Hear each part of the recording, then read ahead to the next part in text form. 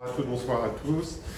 Merci d'être là ce soir, nombreux pour cette rencontre avec Joël Zask dans le cadre du festival Anthropocénique. Merci déjà, avant de commencer, au Livre en Pente qui est là, le libraire qui est ici avec une grande collection des réalisations des livres de Joël et d'autres choses, je crois. Hein.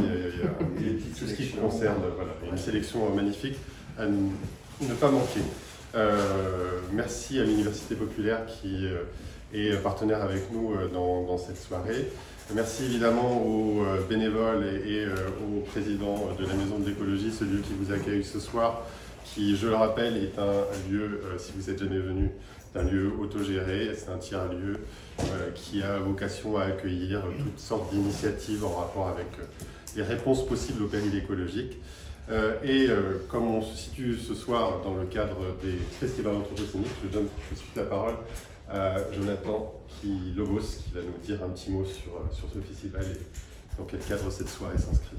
Bon, très rapidement, du coup, on est le Théâtre du Bruit, on est une compagnie de théâtre qui existe depuis 10 ans et qui est spécialisée sur l'anthropocène depuis maintenant 7 ans. Et au-delà de créer des spectacles sur ces thématiques, on essaye de mêler le sensible et le factuel, et donc on essaye d'organiser des événements type conférences et médiation, que ça va du primaire à l'universitaire, pour essayer justement de drainer de l'envie, des nouveaux récits et comment allier pensée et action, quoi. Voilà, donc dans cette recherche, on a monté différents festivals. Là, c'est la première édition des Anthropocéniques. Il y a eu les cycles effondrés et le festival extraire avant, les années précédentes. C'est comme ça qu'on a pu travailler quasiment dès le début avec la Maison de l'Écologie, qui est un partenaire très important pour nous. Voilà. L'autre volonté aussi de l'organisation de ce festival, c'est qu'on veut que ce soit accessible à tous et toutes. Donc tous les événements sont à prix libre, on a un chapeau ici, donc n'hésitez pas à participer et à venir voir surtout les autres événements. Donc il y a 3 autres conférences dont je parlerai après la rencontre. Et voilà, donc là aujourd'hui on est sur Écologie et démocratie de Joël Zask, qui est un sujet qui est très important pour moi, comment on concilie cette question de l'écologie avec la démocratie. Mais là je relaisse la place à Yann qui va animer la rencontre et à Joël Zask qui va le donner. Voilà. Merci à tous et toutes. Merci. Si c'est possible, coupez vos téléphones portables. Et un petit mot avant de commencer, parce que c'est aussi important. Beaucoup de gens s'interrogent, les toilettes sont à droite, en franchissant cette porte dans la cour. Et vous aurez la possibilité, plutôt à la fin, je crois, de vous abreuver. Et il y a notamment des bières à prix libre.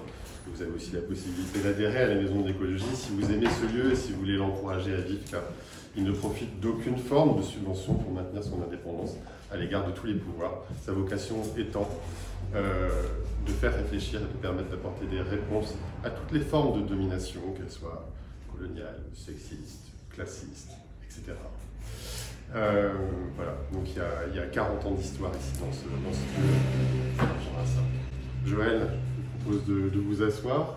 On va commencer cette rencontre. Ce qu'on va essayer de faire, c'est une petite conversation pour que Joël Zask puisse présenter son travail. Elle nous arrive de l'université d'Aix-Marseille où elle enseigne. Elle fait partie aussi de l'Institut universitaire de France.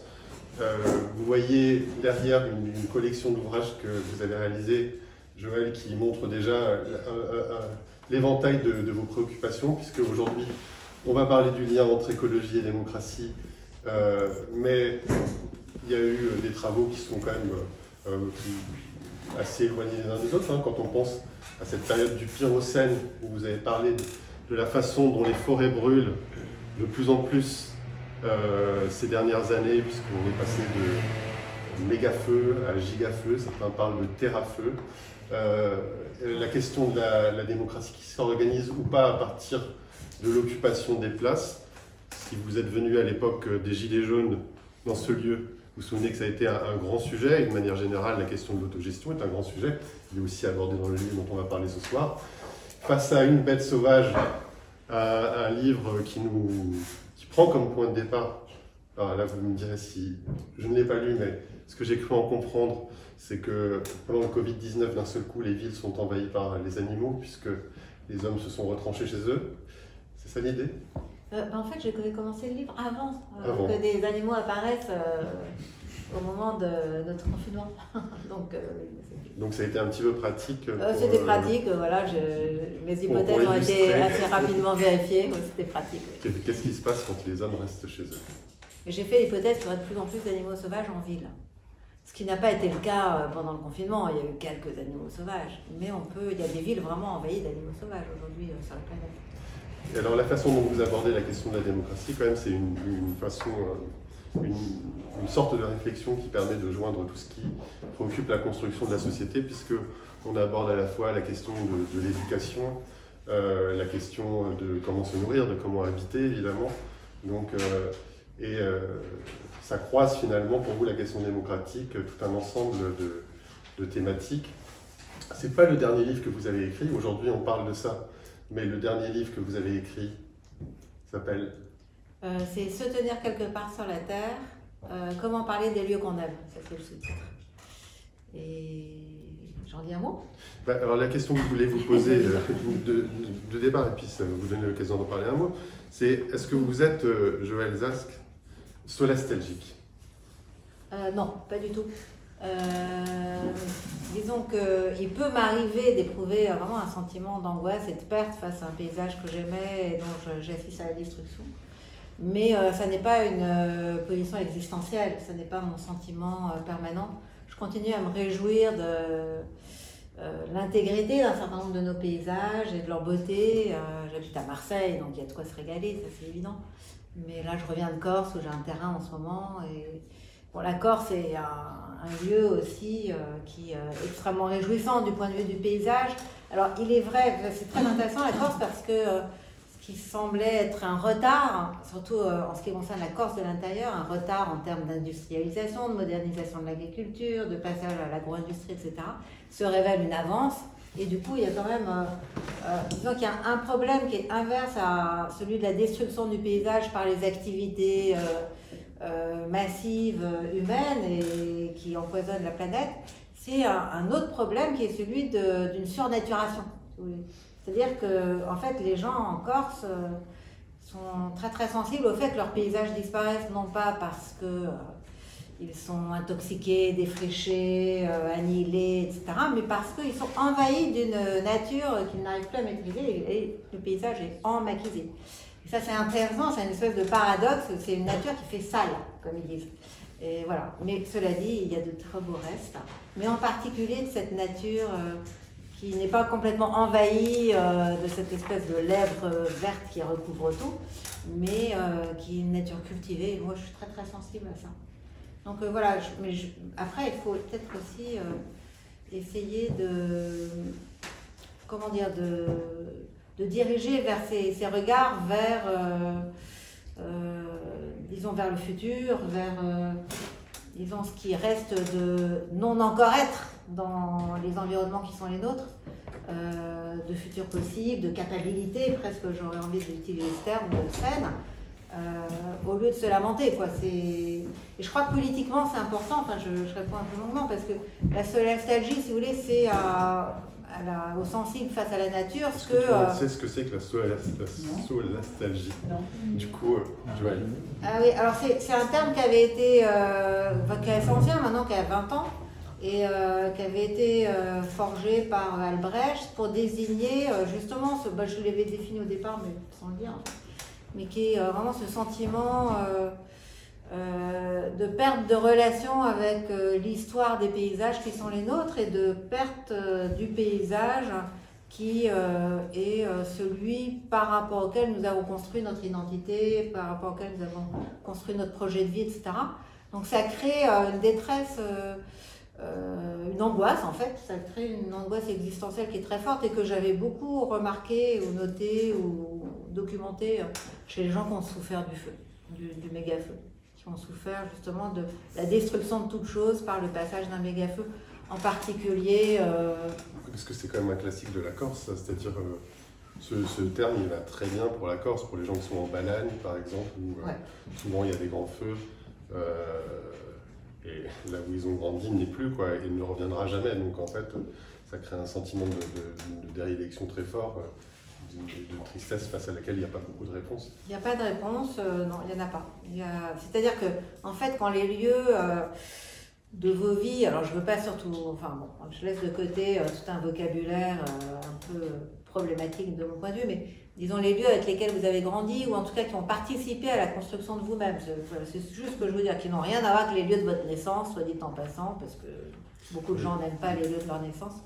Et qui, voilà. Mais en tout cas, quand ces lieux-là ne sont plus là, d'une certaine façon, c'est tout le matériau de votre mémoire qui est, d'une certaine façon, qui est annihilé. Et du coup, ce souvenir est très problématique parce que le souvenir, il est vivant dans la mesure où il est vérifié. Mais si vous n'avez plus les matériaux qui permettent de vérifier vos souvenirs, que ce soit des photos, par exemple, que ce soit des lieux, etc., bah, vous allez vous sentir finalement en pleine déréliction. Et ça fait partie de la nostalgie. C'est-à-dire que peut-être que vous aurez le sentiment de délirer parce que finalement, je veux dire, le souvenir est lié à la mémoire qui est lié à l'histoire, si vous voulez. En fait, un souvenir qui vous construit, enfin, qui est de l'ordre de, disons, l'épanouissement de votre existence. Et par ailleurs, quand les lieux qui comptent à vos yeux ont disparu, il y a aussi un vrai problème de transmission. Moi, je me souviens, j'étais dans une forêt du Nord, enfin, c'était un peu terrible. Je ne sais plus laquelle, j'ai un peu, enfin, c'était, voilà, je me souviens plus. Mais, parce qu'en fait, il y a un gros, enfin, il y a une crainte que les Vosges brûlent aujourd'hui. Hein. C'est possible que les forêts vosgiennes ou du Jura, de la Franche-Comté brûlent. En fait, elles ont failli brûler d'ailleurs il y a 2 ans. Et là, on m'avait dit, mais nous, on a pour habitude de répandre les cendres de nos défunts dans la forêt. Et je leur avais dit, mais comment vous avez fait? Ça brûle, quoi, la forêt. Et en fait, voilà, ça pose des problèmes comme ça. Bon, évidemment, là, c'est très, très paradoxal et particulièrement douloureux comme image. Mais je crois que c'est des questions enfin, c'est des manières de dire les choses qui ont une certaine pertinence. Alors, je vous ai embarqué un petit peu sur cette question et puis je vais revenir un petit peu sur le propos inaugural de votre livre. C'est parce que c'est vrai que la question du lien entre écologie et démocratie, c'est une relation où vous faites un plaidoyer pour dire qu'il y a un lien consubstantiel entre les deux, qui ne va pas de soi et qu'aujourd'hui on a affronté, puisque pour beaucoup, la question de l'écologie, elle se présente comme une contrainte supplémentaire dans un monde qui est déjà dur, où il y a déjà de l'oppression sociale, où il y a déjà des problèmes de redistribution, où les gens ont du mal à vivre. Et donc on a l'impression qu'on apporte une contrainte supplémentaire. Et vous allez y répondre dans ce livre en disant qu'il y a quelque chose qui est de l'ordre de la relation qu'on entretient avec les lieux. Alors, vous avez évoqué là aujourd'hui la question des contre-feux tout de suite, mais par exemple ici, quand vous êtes à la Croix-Rousse, et c'est là où je me demandais si Solastalgie, ça pouvait se concevoir que dans des espaces naturels, est-ce que pour les gens qui sont dans des milieux urbains qui sont en pleine transformation, parce qu'ils se gentrifient, parce que le logement devient inabordable, parce que c'est trop cher, parce qu'il y a des projets qui sont pas très désirables qui se construisent, toutes les villes ne sont pas les mêmes. Est-ce qu'on peut aussi, à votre avis, avoir ce sentiment d'une perte irrévocable? Ah bah oui, justement, moi j'avais rencontré une artiste qui s'appelle Ilana Horta, qui avait travaillé sur la Grande Duchère à Lyon, et qui avait en fait installé, c'est une tour, une barre qui a été explosée, en fait, qui a été détruite, je pourrais presque dire plastiquée, il y a une 20aine d'années maintenant. Plastiquée par les pouvoirs publics. Par les pouvoirs publics. Et donc en fait, elle avait été frappée, elle c'est une artiste israélienne, donc elle n'avait rien à voir avec Lyon, mais elle avait été frappée par la violence de ce projet, et elle avait installé une espèce de bureau d'accueil en bas de la barre, qui était en train d'être démolie, pour recueillir les paroles des habitants. Et justement, moi ça m'avait beaucoup frappée parce que elle avait justement enregistré l'espèce de deuil dans lequel, ou de souffrance dans lequel étaient plongés les habitants, parce que justement ce qui était réputé un habitat par les autorités, par les pouvoirs publics ou par l'opinion publique, un habitat sordide, avec promesse de relogement dans des trucs beaucoup mieux, etc., en fait était justement un lieu de vie depuis plusieurs générations pour ces gens qui vivaient là. Et donc ils avaient investi, je ne dirais pas approprié, parce que ce n'est pas un terme que j'aime beaucoup, mais en tout cas qu'ils avaient ajusté à leurs attentes, dans lequel ils avaient leurs souvenirs, qu'ils avaient arrangé à leur façon, au pied desquels ils avaient d'ailleurs construit aménagé un certain nombre de jardins partagés, etc. Et donc oui, c'est une violence énorme de décréter cet habitat, c'est pas bien, on va vous faire quelque chose de mieux, on vous déloge, on vous exproprie et on fait disparaître ce lieu qui avait quand même été l'habitat de 2 ou 3 générations. Hein, pour beaucoup de gens étaient nés là. Donc oui, je crois que c'est vraiment... là, ça pose la question, effectivement, de l'aménagisme, de la... Enfin, personnellement, je suis contente que vous me posiez que vous fassiez cette remarque, parce que je ne fais pas du tout de différence entre ce qui se passe à la campagne et ce qui se passe à la ville. C'est exactement la même chose. C'est-à-dire qu'à la ville comme à la campagne, mais à commencer par la campagne, et puis finalement, dans les pas de la campagne, la ville, les habitants, les citoyens, les résidents, etc., ont été expulsés de leur propre existence, quoi. Et ça, c'est très clair. C'est disons, un effet massif de ce qu'il y a d'antidémocratique dans le républicanisme territorial et national, en fait. Donc bon, après on pourrait discuter de politique, mais en tout cas c'est un peu le centre de gravité de mon travail que de dire la démocratie est en panne, en tout cas elle est parfois en berne, et il y a quand même disons une vitalité dans l'idéal démocratique qu'il faut redécouvrir, qu'il faut définir et qu'il faut retrouver en fait. Alors, dès le début, en fait, bon, c'est vrai que vous avez une écriture qui est assez rassurante, assez... bon, déjà, elle est fluide, elle est agréable, elle n'est pas utopique non plus, mais dans le préambule, au début, vous partez sur les critiques qui sont adressées à l'écologie, qui sont les critiques les plus raides possibles, c'est-à-dire, là, vous allez du côté des gens qui dépeignent l'écologie comme une pratique extrêmement autoritaire. Il y a d'ailleurs un chapitre où vous parlez de l'écofascisme. La question que j'avais envie de vous poser au début, pour commencer, c'est ces termes écologie et démocratie, est-ce que pour vous, ils ont une définition qui peut être partagée par tous, ou est-ce que vous avez une définition subjective de ces deux termes, écologie et démocratie? Comment vous les définiriez pour qu'on puisse poser le débat? Déjà, démocratie, oui, non, ma définition, elle n'est pas subjective, elle est complètement historique. Elle est très, au contraire, j'essaie d'être dans le concret et dans la précision historique aussi. Et si on revient, si vous voulez, la démocratie, c'est vrai que c'est un terme qui a été beaucoup utilisé, qui est très usé, qu'on a pu retrouver en compagnie à peu près de n'importe quel régime politique. Ceci étant, il y a quand même un idéal démocratique qui est très très ancien et que Jefferson, parce que je suis un spécialiste de philosophie américaine, donc j'ai aussi des sources américaines, mais pas uniquement. Mais j'aime bien une formule de Jefferson qui dit la démocratie, d'une part c'est évidemment un régime dans lequel le peuple prend part au gouvernement, mais c'est surtout un régime dans lequel on se gouverne sans un maître, où chacun se gouverne sans un maître.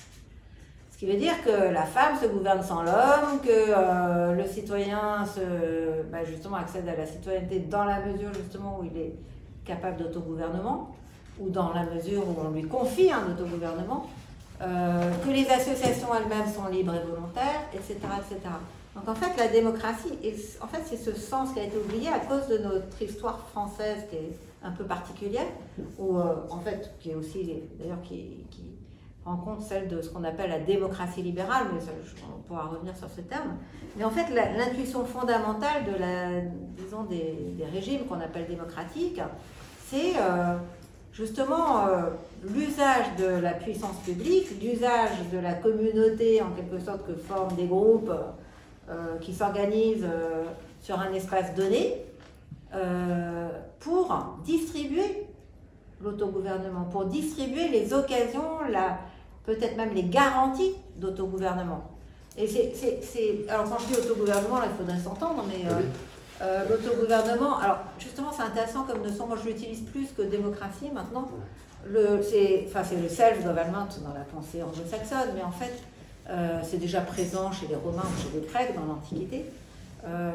C'est le fait justement, comment dire, au plan individuel, de diriger son existence de manière à la fois à lui donner une signification, un sens, mais aussi une direction, un objectif, etc., un sens à tous les sens du terme. C'est ça.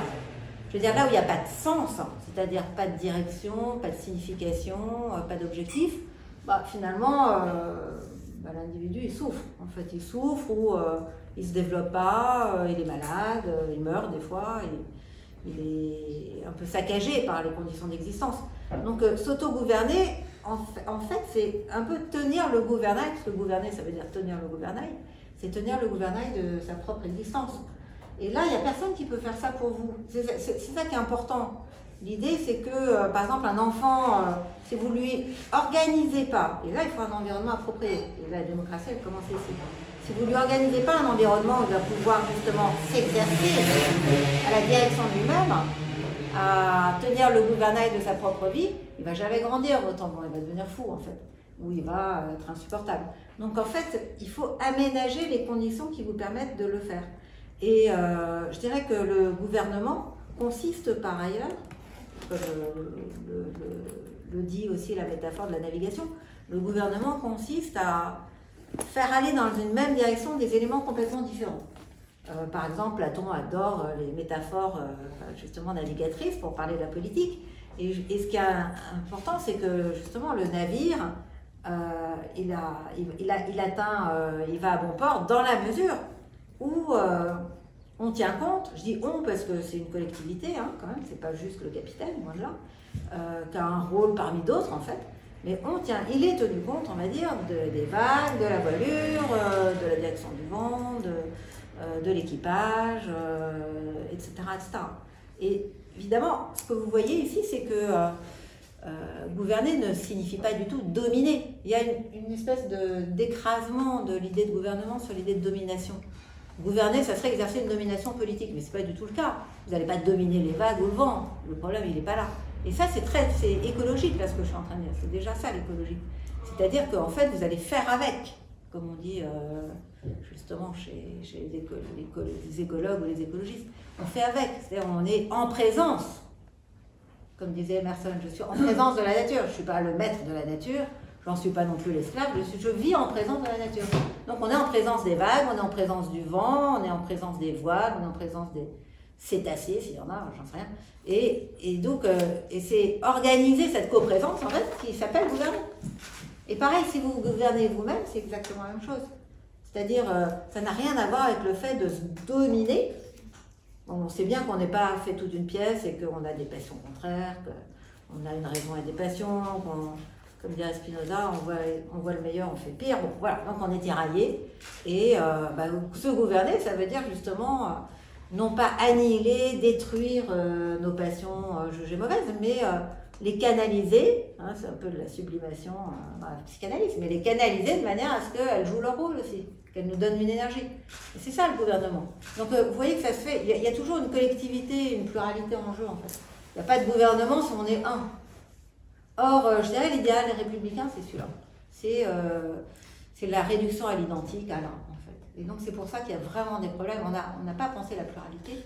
Et donc, au plan collectif, il en va de même. Enfin, je dirais, l'autogouvernement au plan, par exemple, d'un village, d'une commune, d'une association, d'un arrondissement, d'un pays, revient exactement à la même chose. C'est-à-dire, comment vous faites droit à chaque existant de manière à ce qu'il contribue finalement aux décisions qui le concernent en même temps qu'à d'autres, en tout cas qui le concernent en tant que membre de ce groupe-là. Ça, c'est fondamental. Alors, quand on est dans une association comme Alternativa, par exemple, qui n'est pas loin d'ici, l'autogouvernement, on voit à peu près en quoi ça consiste. D'ailleurs, j'aimerais bien que vous précisiez quelle différence vous faites entre autogouvernement et autogestion. Mais dans la métaphore du bateau, qu'est-ce que ça serait la démocratie ? Alors, il y a deux questions en une. Oui. Déjà, dans autogestion, là je vais répondre très vite, mais en fait c'est un terme qui a vraiment été réservé au monde du travail, donc du coup, là le sens que je donne à démocratie, comme vous l'avez, je pense, compris, non pas comme forme de gouvernement, pas exclusivement comme forme de gouvernement, mais comme forme de vie, comme mode de vie, comme habitude, comme manière d'être avec les autres en fait, ou avec soi-même d'ailleurs. On peut être un tyran pour soi-même, on peut être un facho pour soi-même. Ou on peut être dans le laisser-faire complet, hein, ça c'est le libéralisme, le libre marché. Voilà, on peut être dans le laisser-faire et je fais tout ce qui est en mon pouvoir. Enfin, c'est ce qu'on appelle l'état de nature d'ailleurs dans les théories du droit naturel. Bon, bref. Et alors sur ce bateau, il y a les vagues, le vent. Oui, les et la éléments, démocratie, c'est justement le fait, tout en faisant droit, en considérant, je crois que l'idée de considération elle est vraiment importante, surtout quand on le transpose dans un registre moral, ou écologique d'ailleurs. Donc on considère tous les éléments et on bâtit un mode de vie ou une initiative, un cours d'action, une conduite sur la base de l'examen de tous ces éléments qui sont en présence. Et disons une conduite qui supposerait le sacrifice ou la destruction d'un de ces éléments, ça serait plus la démocratie. On en sortirait direct. Et ça, c'est vraiment, c'est pour ça que là, la proximité avec l'écologie, elle est très forte aussi. Même si on ne l'a pas encore abordé, mais je des petits surlignages pour que vous voyez un peu le truc, c'est que effectivement, je pense qu'il y a quelque chose de très naturel dans la démocratie. Je veux dire, la nature, elle fonctionne je dis la nature, il faudrait parler peut-être de l'environnement, du milieu, enfin j'en sais rien, mais les mots sont un peu piégés eux aussi. Mais la nature, disons, en tout cas ce qui reste de la nature, ce qui est résilient dans la nature, ce qui est durable, ce qui est aussi ce qui constitue nos conditions d'existence, parce qu'on ne peut pas parler de la nature indépendamment de ce qu'on en perçoit ou de ce qu'on en connaît, et on en connaît une très très très petite partie, eh bien elle fonctionne comme ça. En fait. Et quand ça fonctionne pas comme ça... La nature est démocratique. Oui, ou la démocratie est naturelle. Oui, voilà. En fait, ça se montre aussi... mais il y avait une autre question. C'est parti de l'histoire du bateau. Oui. Et ce qui m'a fait penser à l'histoire du bateau, c'est que vous avez, mais on y reviendra tout à l'heure, vous avez les méchants dans notre société moderne, vous les appelez les pirates. Alors, moi, j'avoue que ça m'a choqué. Parce que j'ai pas une si mauvaise image que ça des pirates. Ouais, mais on y reviendra parce que vous faites une distinction entre le bon et le mauvais pirate, mais vous n'avez pas le même nom. Alors ça c'est pour tout à l'heure. N'empêche que c'est vrai que pourquoi ça m'a choqué, parce que à tort ou à raison, on impute à la piraterie la capacité d'avoir inventé justement des règles démocratiques de fonctionnement sur un bateau. C'est vrai. D'où la question que je vous pose de à quoi ressemblerait la démocratie sur un bateau, alors que le bateau ne peut pas aller à plusieurs endroits à la fois. Donc comment on fonctionne et à quoi ça ressemble. Et ça renvoie aussi à la question que vous avez fait sur le livre que vous avez écrit sur l'occupation des places. Bien, vous avez été témoin quand même de ces nuits debout. Et là, on a inventé des manières de faire pour essayer de fonctionner de manière démocratique. Oui. Sur un bateau, c'est possible aussi. Ah ben complètement. Oui, tout à fait. Mais ce qui est intéressant avec le bateau, c'est que, enfin, de même qu'avec une place publique d'ailleurs, c'est que le bateau, c'est pas une bulle dans la stratosphère. Le bateau, il est quand même dans un environnement, et que si on ne prend pas en compte cet environnement, si on ne le considère pas, ben, il va couler, quoi. Enfin, il n'arrivera jamais à sa destination. Et ça, c'est aussi quelque chose que j'ai beaucoup intégré dans mon travail sur la démocratie, que je traite au plan politique, mais surtout, encore une fois, au plan culturel. C'est quoi un mode de vie démocratique? Est-ce qu'il y a une démocratie à l'école, dans l'église, à la mosquée, à l'hôpital, dans l'EHPAD, etc. Bon, la réponse, évidemment, elle est en général non, mais pourquoi pas? Enfin, pourquoi il n'y aurait-il pas une démocratie dans nos associations, quelles qu'elles soient, dans la famille, bon. Et du coup, ce qui me semble toujours important, c'est vraiment Excusez-moi, là j'ai un... C'est... C'était le... Oui, c'est très concret, mais c'est pas obligé d'y répondre non plus. C'est peut-être une mauvaise question, c'est à quoi ça ressemble la démocratie sur un bateau. Oui, c'est ça. Parce que comme... Mais oui, sur une place, alors on était sur les plateformes, parce que j'étais encore dans le bateau, mais embarqué. Et voilà, ce qui m'intéresse, ce qui me semble vraiment important, je crois que c'est peut-être par là que ça va commencer, ou que ça peut commencer, vraiment peut-être pas une révolution, mais en tout cas un changement culturel assez profond, c'est de prendre en considération justement les lieux de la démocratie, les lieux où une démocratie est possible. Comme je disais, une démocratie, ça consiste à créer les environnements qui rendront possible l'expérience de chacun, c'est-à-dire l'autogouvernement. Je pourrais revenir sur cette idée d'expérience, qui est une idée pragmatiste plutôt.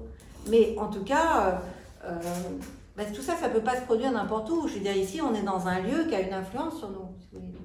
Il y a la lumière, il y a l'espace, il y a la hauteur du sous-plafond, il y a l'ouverture sur un espace, moi, que je ne connais pas, mais en fait, qui me donne une profondeur et qui me permet de respirer. Je me souviens, quelqu'un était venu là où j'habite, il m'avait dit, mais la cheminée, elle ne sert à rien, boucher là. Mais quand il m'a parlé de supprimer la cheminée, je me suis sentie étouffée. Et vraiment, j'ai manqué d'air. Je dis, mais c'est une relation avec l'extérieur quand même, une cheminée, vous ne vous sentez pas, vous ne le voyez pas. Enfin, voilà, donc il y a vraiment des lieux dans lesquels on respire, des lieux où on étouffe. Donc il y a vraiment une influence des lieux. Et la question que je pose, c'est finalement comment on va designer en quelque sorte ou construire des lieux qui sont compatibles avec le mode de vie démocratique, voire qui les favorisent. Et c'est pour ça que j'ai fait ce travail sur les places, parce que justement les places qui ont été choisies pour les nuits debout dans le monde en général, ou pour les Occupy, les mouvements d'occupation, étaient totalement contradictoires par rapport aux projets pour lesquels on les avait sélectionnés. La place de la République, par exemple, à Paris, est une place totalement antidémocratique. Et de fait, la nuit debout, qui est devenue des journées assises, en fait, a beaucoup souffert de cet emplacement, qui était totalement inadapté. Tahrir, c'était horrible, Maïdan, c'était horrible. Enfin, c'était des places, la place de la Perle, des places qui n'avaient rien à voir, qui étaient des places toutes haussmanniennes d'ailleurs, et qui n'avaient rien à voir avec des modes de vie démocratiques. Donc, comment dessiner une place démocratique? Designer. Ça, c'est des questions vraiment, mais pareil pour l'école, la salle de classe, la fac, l'hôpital. Comment créer des espaces, mais vraiment dans le concret, typomorphologiquement, qui soient adaptés à des modes de vie démocratiques. Je crois que ça, c'est des manières de réfléchir qui sont plus ouvertes pour les gens, parce que ça implique du faire ensemble, ça implique du faire, déjà ça implique de l'action, ça implique de réfléchir très concrètement à nos environnements, ça implique aussi des formes de participation qui ne sont pas rhétoriques, pas uniquement rhétoriques. Ça, c'est aussi la démocratie, en fait, dans l'autogouvernement. Comme disait Jefferson, que j'aime beaucoup, la démocratie, elle commence à la ferme. Et le citoyen le plus vertueux, c'est le cultivateur indépendant, en fait. Mais en fait, c'est pas quelqu'un qui va discuter dans les assemblées et prendre la parole, ou se fier aux meilleurs arguments, raisonner en public. Non, c'est pas ça. La démocratie, c'est, encore une fois, se gouverner sans un maître, c'est-à-dire prendre des initiatives, avoir une responsabilité par rapport aux conséquences de ses propres pratiques, y compris endosser les responsabilités négatives sur ses propres conditions de vie, mener un travail à son terme, partager aussi, je veux dire, entrer dans une relation dialogique avec la nature, là en l'occurrence, puisqu'il s'agit de cultiver la terre, mais ça on sait bien que les paysans le diront, la terre fait pas ce qu'on veut, la nature fait pas ce qu'on veut, donc en fait, pour être un paysan, il faut, c'est comme le navigateur, si vous voulez, il faut considérer les conditions, l'environnement, et les prendre en considération comme des participants à l'action qu'on a en cours. Donc tout ça est très concret, si vous voulez. Et le fait qu'on ait réduit la démocratie à un échange d'arguments est absurde, en fait. C'est pas du tout un débat sur la place publique qui n'existe pas d'ailleurs. Donc c'est vraiment une réduction, en fait, très coupable, parce que ça a vidé la démocratie de son sens. Après, on peut dire, oui... en fait, c'est toujours les mêmes qui parlent, les assemblées n'intéressent personne, on organise des consultations, mais les gens ne viennent pas. Oui, forcément, c'est pas là que ça joue, en fait. Donc, même si ça joue un rôle, hein, bien sûr. c'est important de se parler, mais c'est plus intéressant de se parler dans un jardin partagé, par exemple, comme le font beaucoup de gens, que de se parler autour d'une table, peut-être. Je ne sais pas. En tout cas, les deux sont très complémentaires. En tout cas, moi, ce que j'ai remarqué, c'est que quand on se parle en présence d'une activité commune, on ne se dit pas du tout la même chose et on a une forme de liberté et d'égalité beaucoup plus approfondie que quand on se parle dans un lieu aseptisé ou neutralisé, en fait. Mais est-ce que ça vient alors, du lieu, vous donnez beaucoup d'arguments pour dire qu'il a une importance, mais il y a d'autres paramètres comme le but partagé. Souvent, quand vous parlez de démocratie, vous parlez de participer, là, vous l'abordez vraiment à partir du local aussi, cette question de la démocratie. C'est-à-dire, le livre ne commence pas en disant il faut prendre le pouvoir, et puis une fois qu'on va avoir le pouvoir, on va faire une constituante, et une fois qu'on aura fait la constituante, on va écrire des lois et ça va aller mieux. Vous parlez du terrain, j'ai l'impression que la notion d'expérience, elle est très importante pour vous. Est-ce que vous pouvez expliquer pourquoi l'expérience, cette idée d'expérience, elle est si fondamentale dans votre réflexion? Alors d'abord, l'expérience, c'est un concept dont j'ai hérité via du pragmatisme, qui est un courant philosophique américain avec 3 grandes figures. Je les cite juste comme ça, pour le plaisir. Il y a Charles Sanders Peirce, William James et John Dewey. Et moi, j'ai fait ma thèse en partie sur John Dewey. Ça s'écrit D-E-W-E-Y. Et donc, ils ont une... Bon, c'est pas les seuls, hein, mais ils reconstruisent, surtout John Dewey, il reconstruit la notion d'expérience qui va d'ailleurs être un peu le centre de gravité de sa théorie de l'éducation. Et il dit, finalement, si j'ai fait de la philosophie, c'était plus pour penser l'école, pour la pédagogie, en fait, que le contraire. C'est-à-dire, en fait, c'est quelqu'un il a même créé une école expérimentale, enfin, il est vraiment... sa grande affaire, c'est l'école, c'est la question de l'école. Et comme c'est souvent le cas en philosophie, d'ailleurs. Enfin, lui, il a vraiment utilisé la philosophie pour penser l'école et pas l'inverse. Et donc, l'expérience est intéressant, je pense, du point de vue à la fois des rapports entre écologie et démocratie, parce que, disons que l'expérience, soit c'est votre expérience, soit c'est pas une expérience. C'est la première chose à dire. C'est-à-dire que vous ne pouvez pas faire l'expérience pour quelqu'un d'autre. C'est pas quelque chose qui se délègue, l'expérience. Et donc, le fait que... et pour ça, d'ailleurs, John Dewey, il dit l'expérience est organique, il le tire de Darwin. Hein. Chez Darwin, il y a cette dimension-là. Je veux dire, les espèces ne sont constituées d'individus. Elles évoluent d'ailleurs plutôt dans la relation entre des individus et leurs propres congénères, hein, beaucoup plus que le reste, d'ailleurs.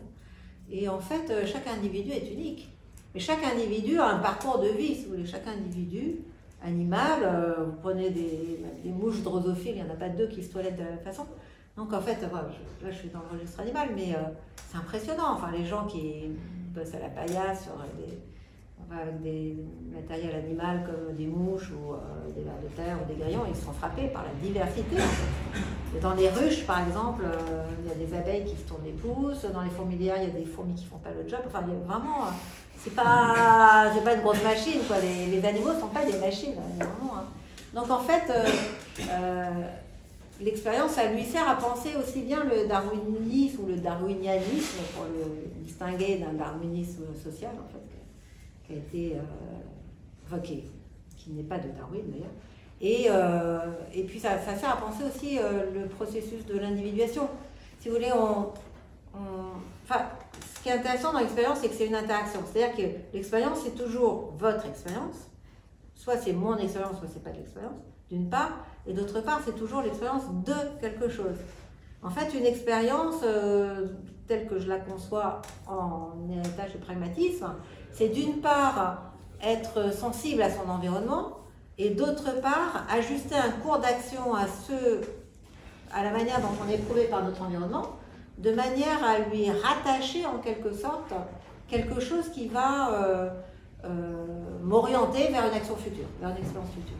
Vous voyez, une expérience, c'est toujours une préparation pour une expérience ultérieure. Alors c'est intéressant, c'est comme ça dans les sciences. Une expérience qui n'aboutit à rien ou qui se conclut par voilà, c'est terminé, la science est achevée, c'est plus une expérience. Vous voyez, une expérience, elle est telle dans la mesure où elle débouche sur d'autres expériences.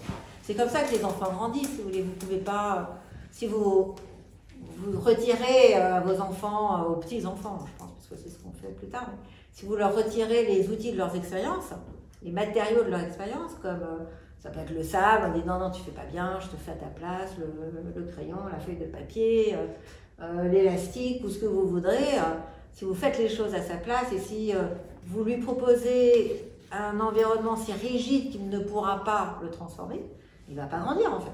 Là aussi, c'est pour ça d'ailleurs que Maria Montessori avait pensé le lopin de terre dans un jardin partagé comme l'outil pédagogique par excellence, parce que dans un petit carré de terre qui faisait 1 mètre carré là, dans son jardin, l'enfant, il avait une puissance transformatrice énorme en fait. Et par ailleurs, il a été en position d'observer les résultats en fait de ces manipulations, des transformations, des gestes qu'il avait posés. Et c'est ça l'expérience en fait.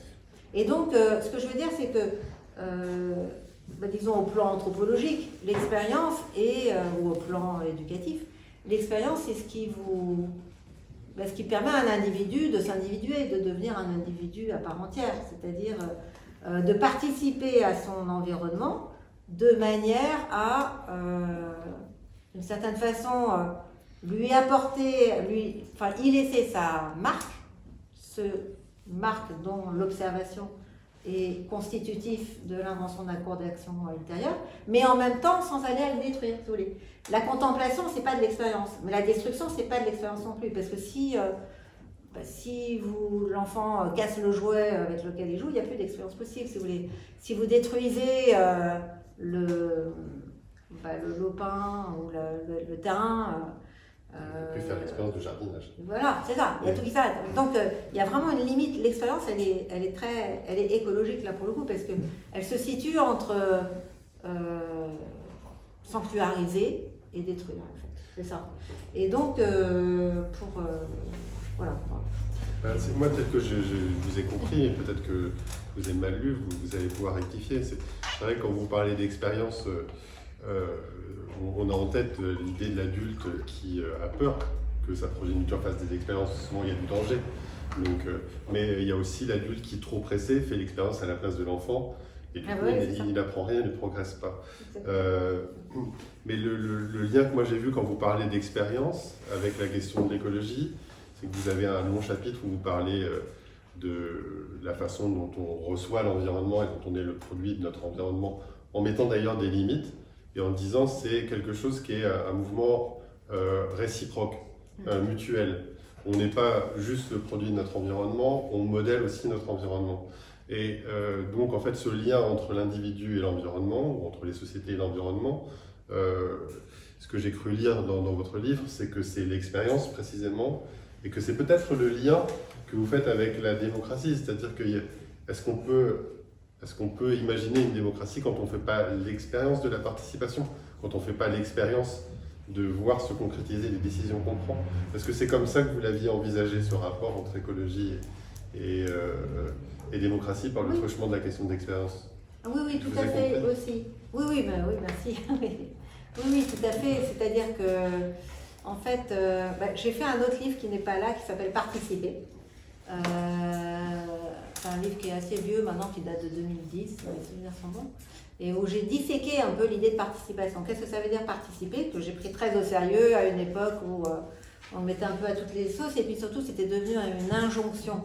Et je l'ai divisé en 3 parties en quelque sorte, dont l'assemblage est en fait à l'origine d'une vraie participation à mon sens.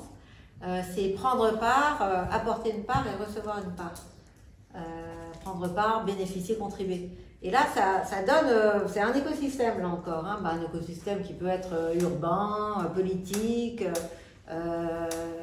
qui peut être naturel, enfin ce que vous voudrez. Mais le fait est que ça peut donner des pistes pour comprendre ce que c'est qu'un écosystème tout aussi bien. C'est-à-dire prendre part, ça ne veut pas dire faire partie. C'est-à-dire que chacun, en fait, là, comme vous prenez part à cette discussion, mais vous ne faites pas partie du... C'est-à-dire, faire partie, c'est, d'une certaine façon, entrer, d'une certaine façon, en osmose, en perdant sa personnalité. Alors, j'ai beaucoup forcé le trait, mais de fait, il y a Par exemple, vous prenez la devise républicaine telle qu'elle était à l'origine, c'était liberté, égalité, la fraternité ou la mort. C'est ça, la devise républicaine. La fraternité ou la mort. Il y a eu des mouvements politiques pour dire non, renonçons à l'idée de fraternité, comme disait Sartre, parce que les frères, c'est une bande d'assassins en fait, et substituons à fraternité l'idée de l'idéal de solidarité. Là, la solidarité, si vous voulez, c'est chacun, on prend part. La fraternité, on fait partie. On est issus du même giron, la même mère, la même patrie, le même père, etc. Donc là, on rentre dans un lignage, dans une question de l'origine, voilà, qui est très problématique. Et donc le faire partie est beaucoup plus... il n'est pas démocratique, alors que le prendre part... parce qu'on peut prendre part très discrètement ou moins discrètement, enfin disons, mais en tout cas, on a chacun son espace en fait pour le prendre part. Après, très rapidement, le contribuer, c'est apporter une part. Là, c'est vraiment là le fait que chacun en fait puisse. Et là aussi, c'est des questions d'éducation, d'environnement, d'institution, de droit, etc. Mais que chacun puisse, alors là au plan politique évidemment, mais pas uniquement, puisse avoir une influence sur les décisions qui concernent sa propre existence.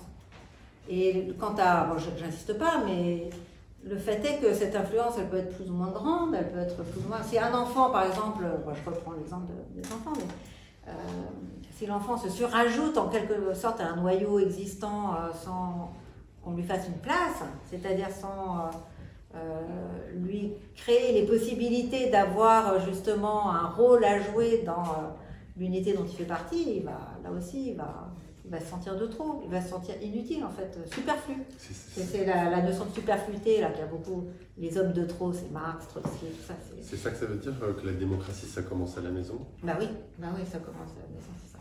Ça c'est une phrase de John Dewey en fait, la démocratie commence à la maison, mais qu'on trouve aussi chez Tocqueville d'ailleurs, qui dit exactement ça.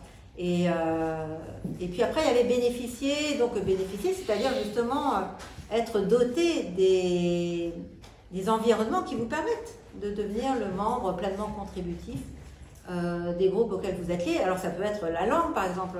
Enseigner le français langue étrangère, c'est typiquement quelque chose qui est très très insuffisamment enseigné, mais parce que voilà, il y a des tas de gens qui arrivent en France et qui vont... Parce que la langue, c'est pas quelque chose qu'on respire, en fait, on n'est pas... Je veux dire, c'est pas quelque chose dont on va se plonger ou dont on s'imbibe. En fait, ça s'apprend une langue, on le sait bien, c'est difficile. Et donc, si elle n'est pas enseignée, en fait, elle ne sera jamais correctement parlée. Donc, ça, c'est important. C'est des bénéfices absolument nécessaires. Et il y a aussi le bénéfice, d'ailleurs, j'avais beaucoup insisté là-dessus, qui me semble fondamental pour les démocraties, le bénéfice qui consiste dans la reconnaissance de la part apportée, de la contribution. Et ça, c'est aussi quelque chose qui est vraiment très très problématique parce que la plupart des gens apportent quelque chose, mais c'est pas forcément reconnu, c'est pas pris en compte, c'est pas considéré encore une fois. Et c'était le cas des paysans en particulier. Et donc, ça pose aussi des problèmes à la fois moraux et politiques très très graves d'exclusion. Donc, c'est pour ça que de fait, l'expérience est un peu à la croisée de ces fils que j'ai essayé de... En fait, c'est vrai que l'une des choses qui n'est pas évidente, c'est que bon, quand on prend le livre, on arrive, en plus on le lit ici, on est en milieu urbain, on est dans une grande métropole. Et il faut dire que ce livre parle beaucoup de culture, au double sens de culture, ce que produisent les sociétés, donc de l'ordre de la civilisation, et puis ce qu'on cultive sur la Terre. Vous faites un lien, et il y a toute une histoire qui est abordée de la question des réformes agraires, de comment, qu'est-ce que ça veut dire posséder la terre. Donc ça parle quand même beaucoup d'agriculture, votre livre. Par rapport à ça, est-ce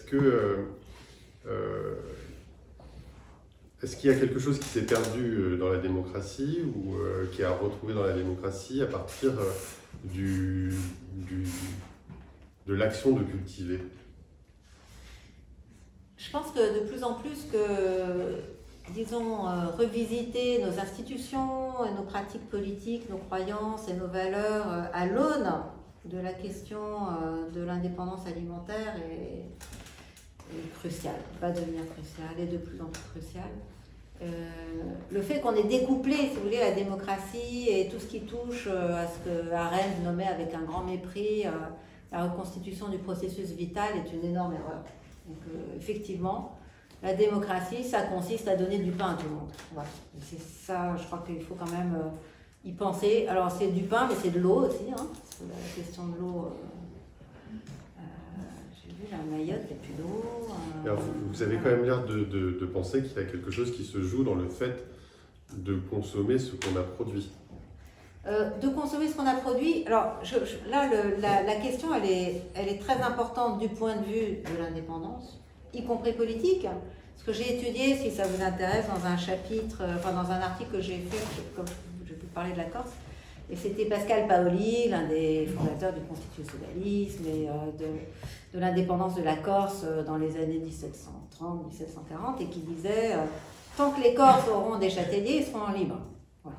Et ça, c'est quelque chose, moi, qui me frappe aujourd'hui plus qu'il y a 20 ans, c'est évident. Mais comment est-ce qu'effectivement on peut penser la liberté sous la forme d'une châtaigne, sachant que, effectivement, le châtaignier, ça nourrit une famille pendant 1 mois, à peu près.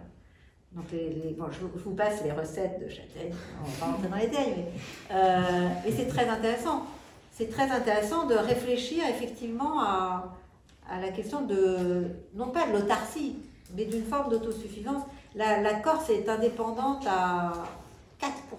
Je crois qu'il a quelque chose comme 4% d'indépendance alimentaire. Donc une dépendance énorme. Vous allez à La Réunion, c'est pareil, la mer elle est couverte de containers et vous avez des fruits qui poussent, qui pourrissent sur les arbres. Enfin, c'est très frappant. Ça, c'est vraiment le colonialisme, ce qu'il en reste. Hein. Donc, en fait, le colonialisme, le latifundisme, l'esclavage sont vraiment des pratiques, si je peux dire, ou des phénomènes qui sont, disons,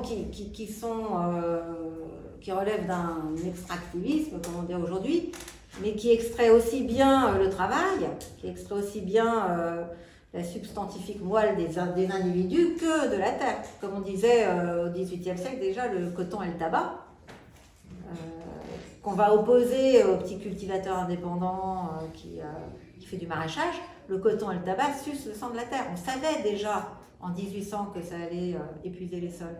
Mais en même temps, ça épuise les gens. Voilà. Et la châtaigne, c'est pas le cas. Donc ça, c'est une culture, si vous voulez, qui ne rend pas esclave. Parce que, d'ailleurs, j'arrête après sur les Corses, mais disons, la légendaire paresse corse vient de la châtaigne.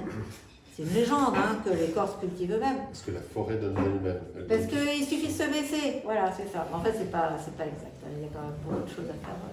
Mais voilà. Et en plus, en Corse, les châtaignes tombent avant les bogues. Donc ça facilite encore plus le travail. Et pour repartir. Et donc, oui, non, mais je. Oui, non, mais c'est. Parce que pour repartir des Corses, justement. Et donc, je dirais, il y a encore un. on va quitter la Corse.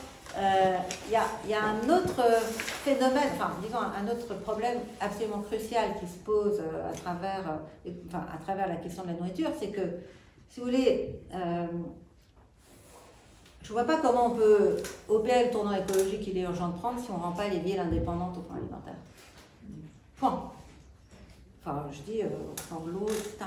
Pourquoi? Parce que les villes, de toute façon, sont émettrices de 95% des gaz à effet de serre et elles sont destinées à accueillir 70% de la population mondiale à l'horizon 2050. Hein. C'est ça que c'est les statistiques qu'on entend. Donc, comment voulez-vous écologiser nos modes de vie et rendre nos campagnes des campagnes, en fait, ou les maintenir à l'état de campagne, si on cesse de penser la ville comme la colonisatrice de la campagne? Donc, on ne peut pas, si vous voulez, continuer comme ça. C'est-à-dire que les villes ne produisent rien de ce qu'elles consomment et rejettent vers l'extérieur tous leurs déchets. C'est comme ça que ça se passe aujourd'hui. Ça ne marche pas, ça ne peut pas marcher. C'est pour ça que la question aussi de l'agriculture urbaine,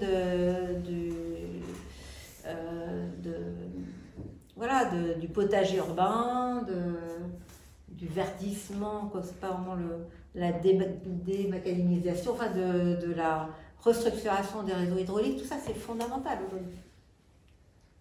on voit partout, à Marseille, quand vous passez Sisteron, toute bien faite, et vous revenez vous repassez Sisteron en direction de Marseille, vous voyez que toute l'eau est captée. Toute l'eau de la Durance est captée pour la ville. Et après, il n'y a plus d'eau dans les fontaines, dans les villages, en haut. Donc ça ne va pas. Et vous passez Sisteron, vous voyez les grands tourniquets qui irriguent le maïs et le tournesol, quoi. C'est impossible. Soit dit en passant, il n'y a que 20% des céréales produites par l'Europe, l'Union européenne, qui sont destinées à l'alimentation humaine. Donc ça ne va pas du tout. Enfin, je crois que c'est vraiment effectivement des questions de fond. Et c'est pour ça que, effectivement, je ne pense pas qu'il faille restaurer une démocratie agraire qui pourrait entièrement s'épanouir sur la base, on ne va pas tous cultiver la terre, ou en tout cas, c'est pas le but. Mais en tout cas, on va trouver, ce serait un troisième point, on va trouver aussi dans le fait de jardiner, disons, comme un paradigme d'une relation dialogique avec notre environnement. C'est pour ça d'ailleurs qu'encore une fois que Maria Montessori voyait dans le jardinage un outil pédagogique qui va servir à toute chose. Ça va vous servir aussi bien à faire de la géographie, des maths ou à diriger une entreprise si vous voulez. Mais parce que quand vous jardinez, vous arrivez à une conscience finalement de ce que la réalité est bien réelle, à une conscience de ce que l'environnement est plus fort que vous, à une conscience de ce que vous n'avez pas les réponses aux questions que vous posez, etc. Une conscience aussi des vertus du tâtonnement, de l'expérience, justement, en fait, qui va servir à tous égards. Dans le livre, vous en faites aussi un exemple du faire ensemble. Ah oui, le fait d'avoir des vergers, des jardins partagés, et qui est une possibilité de démocratie, parce que justement, c'est pas autour d'une table un dialogue abstrait, mais c'est quelque chose où il y a des discussions, il y a des décisions concrètes à prendre immédiatement. Par rapport à la question de la culture et de la société agraire aussi, il y a toute une réflexion sur le fait de qui a la légitimité à posséder la terre, parce que vous faites un arbitrage dans votre expérience de pensée, enfin dans votre réflexion autour de cette question de la propriété privée. C'est-à-dire vous êtes ni hostile, parce que vous appuyez sur des auteurs qui vous ont inspiré, mais ni hostile complètement à la propriété privée, ni vous trouvez que c'est le bon modèle. Vous dites qu'il y a une juste propriété privée, vous voulez expliquer ça? Mais en fait, je peux revenir au jardin partagé, qui est un exemple que j'ai beaucoup développé dans celui qui s'appelle La démocratie au champ. Et si je reviens, je le décris très vite. Le jardin partagé, vous en avez des très grands ou des très petits, voilà, ça existe à toute échelle. Les jardins partagés jusqu'à aujourd'hui produisent jusqu'à 70% des ressources alimentaires mondiales, hein, donc c'est pas du tout un détail. Et en fait, le terrain, il appartient à personne, ou plus exactement, il est mis à la disposition des hommes par Dieu, mis à la disposition de la commune de la communauté par la commune, mis à disposition de, etc. En général, c'est Dieu, le roi, le monarque, le seigneur, enfin voilà. Donc il y a eu, mais en fait, qui ne sont pas des propriétaires au sens moderne de on ne peut pas vendre son terrain, quoi. Non, on ne peut pas le vendre. Et par ailleurs, c'est ce terrain qui est communal, on va dire, pour parler dans un langage d'aujourd'hui, ce terrain communal va être subdivisé en lopins qui sont confiés à des individus. Et j'aime bien cette combinaison entre, disons, entre l'individuel et du commun, en fait. Ce qu'il y a d'individuel, c'est effectivement le lopin. Par exemple, j'étais en Suisse, voilà, il y a des plantages de partout à Lausanne. Bon, en fait, tout le monde fait un peu pousser la même chose, parce qu'on ne va pas faire pousser des ananas ou des bananes ou je ne sais quoi, mais le fait est que chaque lopin a sa personnalité, il y a des fleurs, il y a une organisation, il y a une esthétique, etc. Mais par ailleurs, il y a aussi... donc voilà, le lopin, c'est le terrain de l'expérience individuelle. C'est ce qui correspond écologiquement à une niche, en fait. Je trouve que le lopin a une bonne image de ce qu'on appelle une niche écologique. Dans une niche écologique, si vous voulez, chaque vivant peut accomplir son cycle de vie. En fait, les vivants, quels qu'ils soient, les êtres vivants ont besoin d'une niche pour accomplir leur cycle de vie, parce que tout n'est pas dans tout, les êtres ne se mélangent pas, ils se séparent et ils s'assemblent. Donc il y a des temporalités, il y a des rythmes, il y a des lieux, il y a des passages. Et par ailleurs, il y a aussi beaucoup de communs dans les jardins partagés. Il y a aussi, d'abord il y a une charte ou une convention, toujours. Il y a donc un gouvernant, une gouvernance, on dirait, je trouve que c'est un gouvernement, et qui est la condition d'ailleurs pour que le jardin reste commun, comme disait Ostrom. S'il n'y a pas de gouvernement commun, il n'y a pas de commun qui persiste.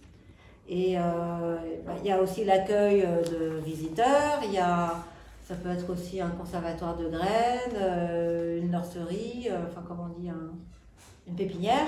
Il peut y avoir aussi évidemment des lieux où on se rassemble, on pique-nique, on boit des coups, etc., etc.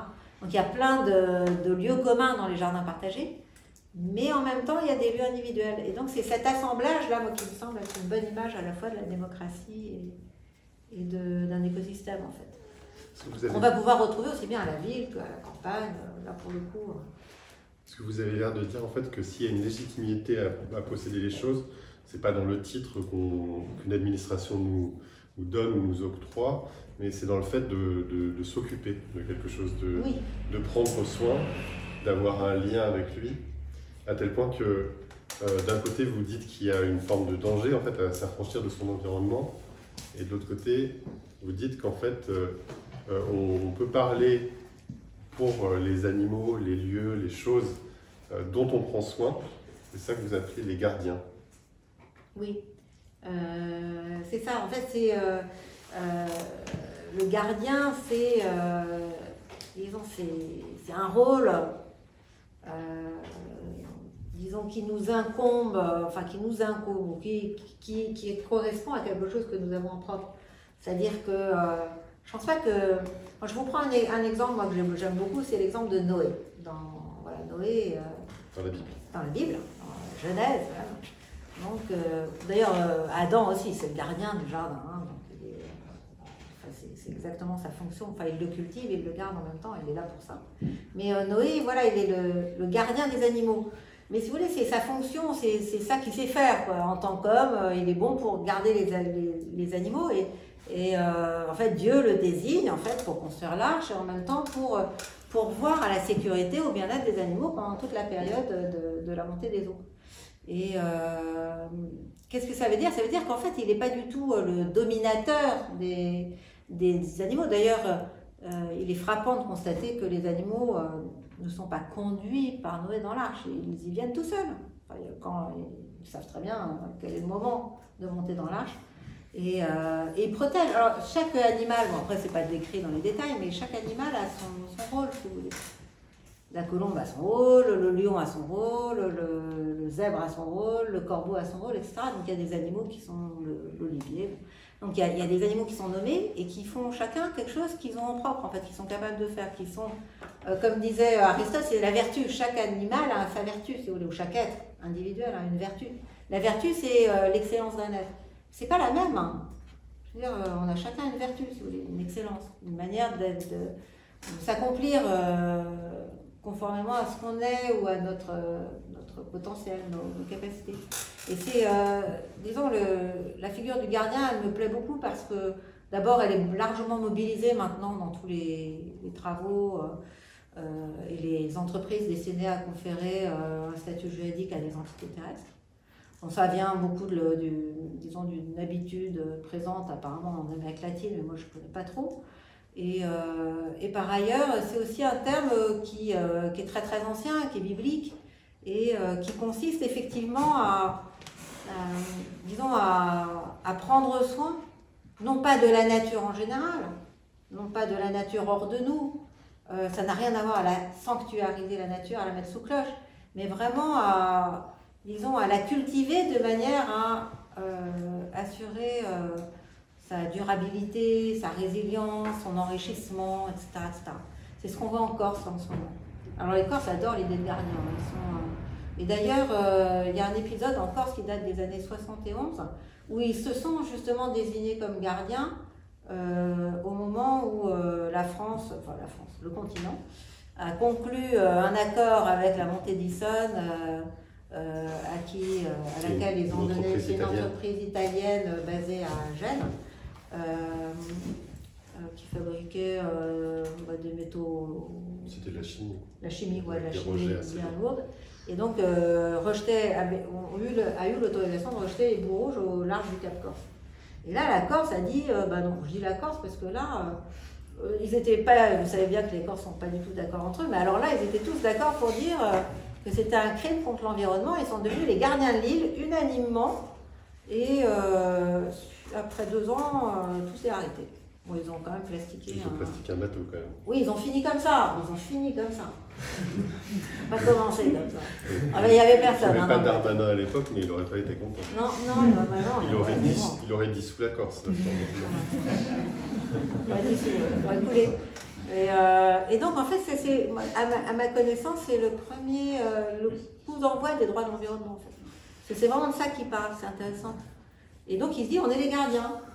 Donc, en fait, il ne parle pas au nom d'une nature sans eux ou d'une nature en soi, qui ne sont pas des écologues profonds, si vous voulez, ou des écologistes profonds. Enfin, il ne considère pas la nature comme ayant une valeur intrinsèque, enfin, si je reprends le vocabulaire des éthiciens de l'environnement, bon, certains. Bon, ça, il faudrait rentrer dans les détails, mais non, eux, en fait, l'adjectif qu'ils vont utiliser pour caractériser leur lien avec cette île, c'est qu'elle est belle, c'est l'île de beauté. Et donc, la fonction esthétique, elle est cruciale ici. Donc, ils aiment leur île parce qu'elle est belle et il n'est pas question de l'esquinter, de l'enlaidir. Donc, voilà, ils vont être les gardiens, finalement, de leur relation avec l'île. Et donc, par ailleurs, l'idée de gardien, moi, j'aime bien aussi parce que c'est vraiment un pluriel aussi. Par exemple, pour le fleuve Atrato, la montagne d'Or, enfin, vous avez vraiment des gardiens qui sont composites et qui sont aussi, eux, plongés dans une organisation démocratique, puisqu'ils sont non pas des représentants, c'est ça, le gardien, c'est pas un représentant. Il ne parle pas au nom d'eux, mais il est partie prenante. Oui, il participe, oui, il est partie prenante. Il est concerné. Parce qu'il a un lien avec. Oui, parce qu'il a un lien. Alors, ceux qui écrivent. Bon, enfin bref. C'est quand même important de le dire parce que c'est vrai que la différence entre les Corses, peut-être Notre-Dame-des-Landes, où il y a eu cette question, c'est nous ne protégeons pas la nature, nous sommes la nature qui se défend. Donc ça veut dire qu'il y a des gens qui, à un moment donné, disaient on est légitime à s'exprimer au nom de la nature. Dans le cadre des Corses, on n'allait pas du tout aussi loin au niveau de la formalisation, puisque on défendait un paysage, on défendait l'Isola Bella, mais c'est pas pareil que chez les Maoris quand ils ont donné le nom à un fleuve, c'est pas pareil qu'en Amérique latine quand on a parlé au nom d'une montagne, c'est pas pareil non plus qu'à Notre-Dame-des-Landes quand des gens ont dit qu'ils pouvaient s'exprimer au nom des Tritons. Il y a des différences en fait qui sont historiquement construites. Moi je voudrais qu'on finisse sur une dernière question, parce qu'après je sais que la salle va en poser plein, et puis qu'on n'a pas pu aborder un dixième des questions qui sont dans votre livre, mais on a fini avec les... Là on vient de traiter les gardiens, je voudrais quand même donner le nom d'une deuxième typologie, catégorie de protecteurs que vous citez dans le livre, et que vous mettez face aux pirates. Alors, allez, je vais finir sur une double question. Latour, il les appelle les destructeurs. Vous les appelez les pirates. Il y a des gens qui quand même font du mal à notre environnement et qui nous font du mal à nous aussi. Moi j'aurais tendance, quand je vois ce que vous décrivez, à dire ça c'est des barons voleurs. D'autres les appelleraient encore autrement. Et contre les barons voleurs, contre les pirates, vous dites on a les hackers. C'est pour ça que j'ai dit tout à l'heure, il y a les mauvais pirates et puis il y a les bons pirates c'est les hackers. Alors, ils ne sont pas des pirates. Hein. C'est pas des pirates. Alors, est-ce que vous pouvez nous préciser ce que c'est que ces hackers par rapport aux gardiens? Comment vous faites la distinction entre les gardiens de la nature et puis les hackers qui vont remettre un petit peu de bon ordre? Et au passage, est-ce que vous êtes un peu une hackeuse? Je vais vous poser la question en fermant le livre. J'espère, mais bon, c'est difficile d'être un bon hacker. Hein, c'est un peu le problème. Mais pas du tout au plan informatique, mais... disons que la différence que j'ai faite, c'est très simple, c'est qu'un pirate, en fait, s'accapare des choses publiques, alors qu'un hacker remet en circulation publique des choses qui ont été accaparées. Et je crois que cette différence, elle est forte. Après, bien sûr, on peut toujours trouver des contre-exemples, etc., mais le fait est que c'est quand même pas la même démarche et que j'ai lu pas mal sur l'éthique hackeuse ou hacker, je sais pas comment dire, et que là, vraiment, cette idée de restituer au public des choses qui ont été finalement inventées par l'addition de contributions très nombreuses, et qui fonctionne grâce à finalement une attention publique, les restituer au public à partir du moment où c'est accaparé, me semble être vraiment au fondement même de la morale du hacker, si vous voulez, ou de la hackeuse. Et donc c'est pour ça que du lanceur d'alerte au, je veux dire, au hacker qui met à la disposition du public des documents top secrets, mais en réalité qui n'ont pas lieu d'être, secrets ou tenus secrets, sinon au nom d'une raison d'État qui est en fait une raison privée et pas du tout publique. Voilà, ça me semble être des gestes importants. Donc la différence pirate-hacker, je l'avais située plus à un niveau politique que gardien, que était plus au sens écologique, quoi. Disons, on voit pas trop quelqu'un hacker la nature. La piraterie, oui, mais disons que... Enfin, quoique, on peut aussi... il y a des... Celui qui prend la rivière et qui l'emmène vers son champ, c'est un pirate. C'est un pirate, et celui qui la remet dans le bon sens pour que tout le monde puisse en profiter, c'est le hacker. Dans ce cas, oui, voilà, on peut dire ça. C'est vrai, mais c'est de fait... Quand j'avais travaillé sur la question de l'agriculture, je suis tombée sur des chiffres vraiment hallucinants parce qu'on nous ment dans les très très très grandes largeurs. On n'a aucune idée, enfin on est intoxiqué par les idées de l'indispensabilité ou du caractère indispensable de l'agriculture industrielle, de ce qu'on ne pourrait pas nourrir la planète sans ceci, cela. Enfin, tout ça est totalement faux. Et en particulier, j'étais tombée sur les chiffres de l'accaparement. C'est quand même ce qu'on appelle land grabbing en anglais. C'est terrible, c'est un phénomène qui est juste au début, là. Mais quand vous voyez, il y a en fait des gens qui tout en...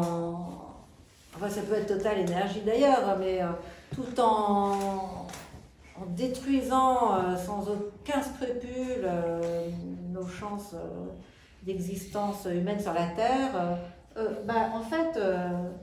se livre à des pratiques d'accaparement. On achète des îles, on achète des rivières, on achète des montagnes, on achète des forêts, on achète des pays entiers. Daewoo a acheté Sumatra et Bornéo, si vous voulez. Et donc on est plutôt au début d'un processus, je crois qu'il faut vraiment tout faire pour que ça s'arrête. C'est-à-dire que si quelqu'un, par exemple, pompait dans une nappe phréatique et puis faisait une espèce de grande baignoire, et qu'il y a des gens qui disent qu'en fait c'était pas une bonne idée, qu'il fallait remettre l'eau d'où elle vient. Voilà, c'est de l'accaparement, mais là aussi les chiffres des méga, c'est énorme. Non, tout à fait, ça c'est vraiment de l'accaparement. Oui, non, il faut, enfin, et donc le piratage, oui, de nos choses communes, moi me semble en plein, c'est en plein boom là. Mais il y a quand même beaucoup de réactions des gens, par exemple au Brésil, en France aussi, en Allemagne. Enfin, je crois que les gens commencent à comprendre que... je vais proposer de m'auto-hacker et de rendre la parole à cette salle en proposant aux uns et aux autres de poser les questions qu'ils ont envie de vous poser sur ce livre et vos réflexions.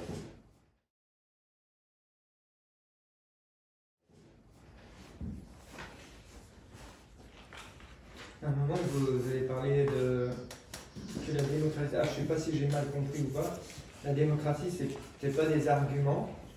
Est-ce que j'ai mal compris ou est-ce que vous pourriez compléter le propos? Oui, non, je dis pas, enfin, ce que je voulais dire, c'est qu'on a tendance à penser que être un bon citoyen, c'est discuter de la chose publique avec des gens. C'est-à-dire échanger des arguments, papoter, argumenter, délibérer, discuter, débattre, etc.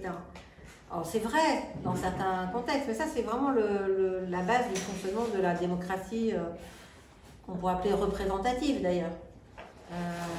Mais ça n'est qu'un aspect de la démocratie. Ce que je voulais dire, c'est qu'il y a aussi de la démocratie dans un faire ensemble. Et qui ne relève pas de l'échange d'arguments et uniquement de l'activité linguistique, langagière, à laquelle on a tendance à réduire la démocratie. Vous dites carrément que c'est un mode de vie, même dans le livre. Oui, c'est ça. Donc, je veux dire, on peut très bien avoir effectivement un comportement de type démocratique avec des animaux qui ne parlent pas, d'une certaine façon. Donc, du coup, quand on enlève, quand on fait sortir la démocratie de cette gangue très rhétoricienne, finalement, on peut, disons, on peut aussi l'adapter en quelque sorte mentalement ou imaginativement à des relations avec des êtres non parlants, et notamment avec notre environnement. Donc, bon, après, c'est un peu tiré par les cheveux, mais voilà, c'est juste pour dire que cette habitude qu'on a de considérer qu'on va faire la démocratie en mettant les gens autour d'une table et qu'ils vont se parler de manière, si possible, non violente, en faisant prévaloir leurs raisons sur leur passion, etc., ou en suivant l'intérêt général et en oubliant leur intérêt particulier, tout ça, enfin, je veux dire, ça a des vertus, hein, bien sûr, c'est utile dans les assemblées, etc., mais c'est quand même qu'une petite partie de toute l'affaire. C'est ça que je voulais dire. Vous avez une question là?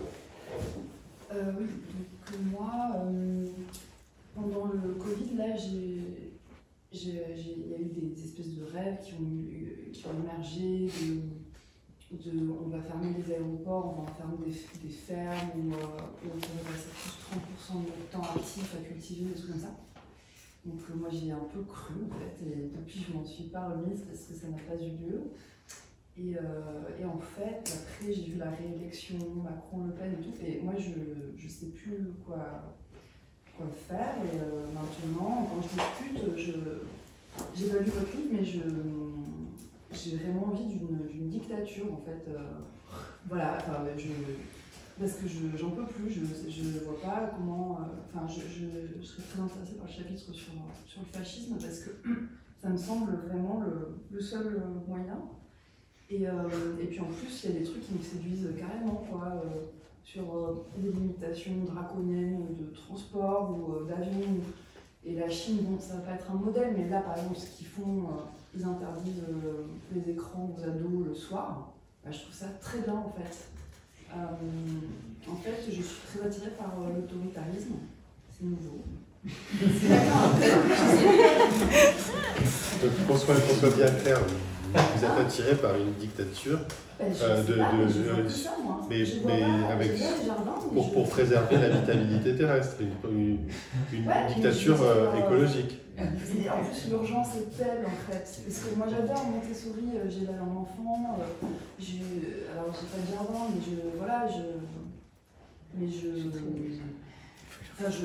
je vois pas comment on peut faire là. Et puis en plus, c'est pas mal parce que vous dites bien que l'être debout, ça suffisait pas d'agiter les mains, d'avoir des trucs de débat. Moi j'aime bien les milieux associatifs, tout ça, mais en fait, et puis ça suffit pas. En plus, souvent on échoue, on se met pas d'accord, on n'arrive pas en fait. Donc moi.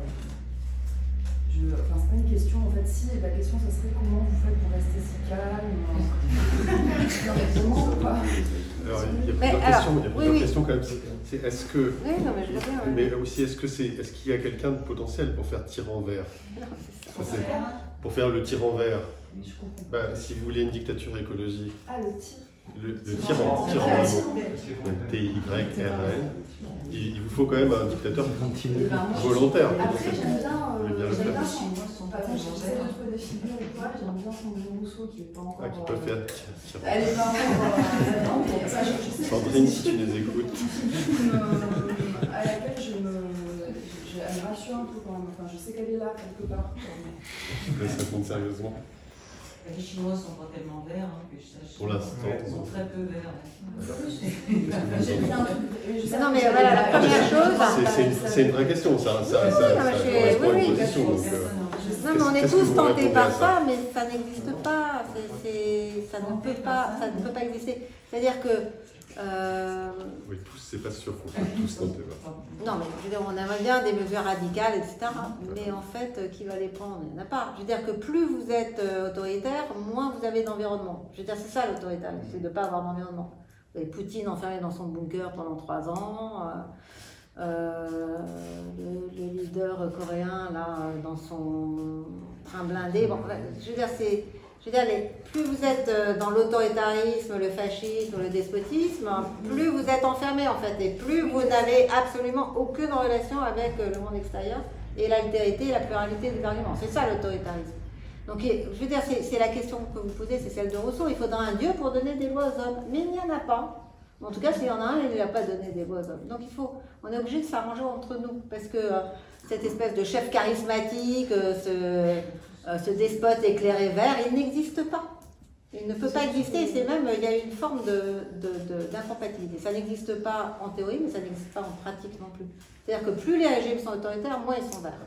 Ça, c'est aussi une réalité. Y a aucun... Après, on a dit parfois la Chine, ils ont pris des mesures très autoritaires mais c'est faux, c'est un mensonge. C'est pas du tout comme ça que ça s'est passé. Donc, en fait, à mon avis, la solution, elle est effectivement dans... en plus, enfin, soit dit en passant, je veux dire, on voudrait un gouvernement très fort qui prenne des mesures vertes, mais c'est précisément ces mêmes gouvernements qui prennent la patte et qui sont coupables d'inaction climatique. Pourquoi se tourner vers ceux-là même qui sont responsables de l'état dans lequel on est? Vous voyez, c'est ça le problème. Si je peux me permettre, il peut y avoir un petit malentendu quand même, parce que là, dans le bouquin, vous parlez de l'écofascisme. L'écofascisme, l'écofascisme, c'est pas un parti... Ça n'a rien à voir avec préserver la nature. Non, mais c'est pas non plus un parti de gauche ou Europe Écologie des Verts, ou que sais-je, une alliance de la NUPES qui décide qu'on ne construit plus d'autoroutes, plus de l'aéroport, qu'on mange bio toute la semaine. C'est pas ça que vous appelez l'écofascisme. Parce que interdire les écrans vidéo dans le métro, interdire les écrans vidéo, etc., ça c'est... Si on élit une majorité qui décide ces lois-là, on n'est plus dans une tyrannie ou dans une dictature qui prend des choses contre la vie de la population. On est dans une restriction des libertés comme quand on a mis la ceinture de sécurité dans les voitures. Vous, ce que vous appelez l'écofascisme, pour qu'on se comprenne bien, qu'est-ce que c'est? Est-ce que vous pouvez expliquer ce que vous appelez l'écofascisme? Parce que c'est quand même une relation particulière avec la Terre. Oui, bah oui, enfin non mais en fait c'est né au 19e siècle, enfin à la fin du 19e siècle, et c'est disons un ensemble de gens qui prétendent à une relation de circulation entre le sang et la terre. C'est ça. C'est-à-dire en fait, nous nous régénérons comme race humaine dans la mesure où nous retrouvons le terroir de nos ancêtres qui nous irrigue. Et de notre sang, nous irriguons la terre. Donc autrement dit, ça a donné lieu à de la théorie raciale, racialiste, etc. Non, c'est une histoire de pureté des plantes. C'est une histoire, oui, c'est une histoire effectivement de relation authentique à la terre. À la terre dont nous ferions partie et dans lesquelles nous aurions nos racines, et donc notre droit d'habiter exclusivement par rapport aux autres, à l'exclusion de tout autre. Donc ça c'est des mouvements qui se perpétuent jusqu'à aujourd'hui, parce qu'il y en a encore des écofascistes, et qui estiment que de toute façon il y a trop de gens, que ce sont les races inférieures qui sont en train d'envahir la planète, qu'il faudrait les éliminer, parce que de toute façon ils pervertissent la nature. Etc. Donc voilà, ça c'est. Mais la nature à laquelle ils pensent, c'est pas la nature à laquelle pense Latour ou Dewey ou Darwin. Hein. C'est pas du tout cette nature-là. C'est pas des mesures radicales prises par un gouvernement élu. Non, mais je pense qu'il n'était pas question de ça. Je tiens pas n'importe quoi, et juste pour terminer, c'est parce que je suis prof et que je suis avec des ados qui, des fois, je parle avec eux de l'espace et tout, et en fait, ils savent que la mode, la fast fashion et tout ça, mais je vois pas. Vous dites oui, ça doit venir de nous, d'en bas et tout, mais les jeunes et tout ça, qui sont les premiers concernés, tout ça, ça raccroche pas et voilà. Mais ce que je veux dire quand même, c'est que très rapidement, c'est que dans tout le travail que je fais, il a aussi pour toile de fond la conscience des risques qu'on est en train de courir et que je les minimise pas du tout. Hein. Je suis pas dans l'optimisme béat. Je pense que on peut très bien aller dans le mur, mais que de toute façon, les gouvernements, quels qu'ils soient, sont toujours d'une certaine façon à la botte de l'opinion publique. Que l'opinion publique ait conscience de son pouvoir ou pas. Et donc, effectivement, il n'y a pas vraiment d'autre solution que celle de l'action citoyenne, comme on dit aujourd'hui, pour sortir de l'impasse.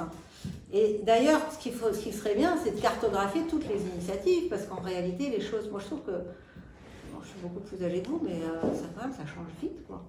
Je ne sais pas si on va s'en sortir, mais quand même, il y a des changements assez radicaux et très rapides. Françoise. Oui, je voulais poser une question, parce que c'est un mot qui n'a pas été employé dans la discussion, démocratie et écologie, c'est le problème de l'économie.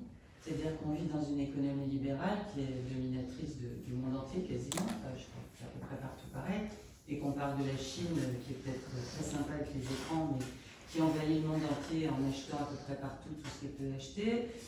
Donc on sait très bien que si l'économie de marché donne des résultats comme ce qu'il donne sur l'écologie, la destruction de la nature, comment est-ce qu'on peut convertir des gens, je ne parle même pas des malhonnêtes qui s'en fichent plein les poches et qui n'ont pas l'intention de lâcher le gâteau, mais des gens qui cultivent les exploitations intensives, qui sont des gens qui sont convaincus dans ces milieux-là qu'il n'y a pas d'autre solution pour gagner leur vie. Je ne parle même pas de faire fortune. Il y a des gens aussi qui ne peuvent pas manger écolo parce qu'ils n'ont pas 3 centimes devant eux pour aller s'acheter des produits bio. Donc on est quand même vraiment dans des contraintes économiques qu'il faut quand même souligner, c'est-à-dire que la domination du marché et du libéralisme, c'est devenu vraiment la contrainte. Et il y a plein de belles initiatives dont vous parlez qui sont autour de nous, qui sont très étonnantes et très chouettes, mais c'est pas uniquement parce qu'on va faire du vélo de la montée Saint-Sébastien qu'on va arrêter ce besoin de gagner de plus en plus d'argent, ou en tout cas de coloniser la planète. Il y en a qui n'ont encore pas compris, en fait, manifestement. Il y en a qui n'ont toujours rien compris. Et ils vont sur Mars. Ils vont aller sur Mars, oui, en groupe. Je ne sais pas, ils vont trouver des tas d'autres. On prend 3 questions, on va répondre. Et puis il y a les Jeux Olympiques l'année prochaine aussi qui vont faire des guerres. Ça veut dire, on est dans une course, donc on Oui, sent pas mais comment on si peut vous voulez, la en fait, moi, mon idée, c'est, voilà, elle vaut ce qu'elle vaut, mais c'est que, effectivement, en participant même très très modestement à la création de son propre environnement ou à l'entretien de son propre environnement, on ne va plus voter pareil que si on ne le fait pas. Donc après, évidemment, on a eu un candidat ou des candidats écolos à la présidentielle ou législative, on n'a pas voté pour eux. Donc voilà, c'est aussi, il y a une responsabilité. Donc maintenant, ce que je pense aussi, c'est que les responsabilités ne sont pas égales du tout. Et que si, au lieu de passer, disons, énormément d'énergie à se cantonner dans ce système très démocratie représentative qui veut qu'on critique notre gouvernement en permanence, qu'on s'en prenait aussi aux grands groupes, ce qui était le cas de Occupy Wall Street. Voilà, c'est le seul. Après, c'est tout, c'était les gouvernements. Mais en fait, je veux dire, qu'est-ce qui nous empêcherait, nous, en tant que citoyens, bon, il y a eu quand même des cas, Monsanto, tout ça, mais ça ne s'est pas passé en France. Il y a eu des... Attention, parce que là, vous parlez un petit peu dans un fief de la désobéissance civile. Oui, non, mais je sais, mais ouais, tant mieux. Mais voilà, en fait, il y a très peu de gens, quand même, qui... Non, mais en fait, il y a plus... Effectivement.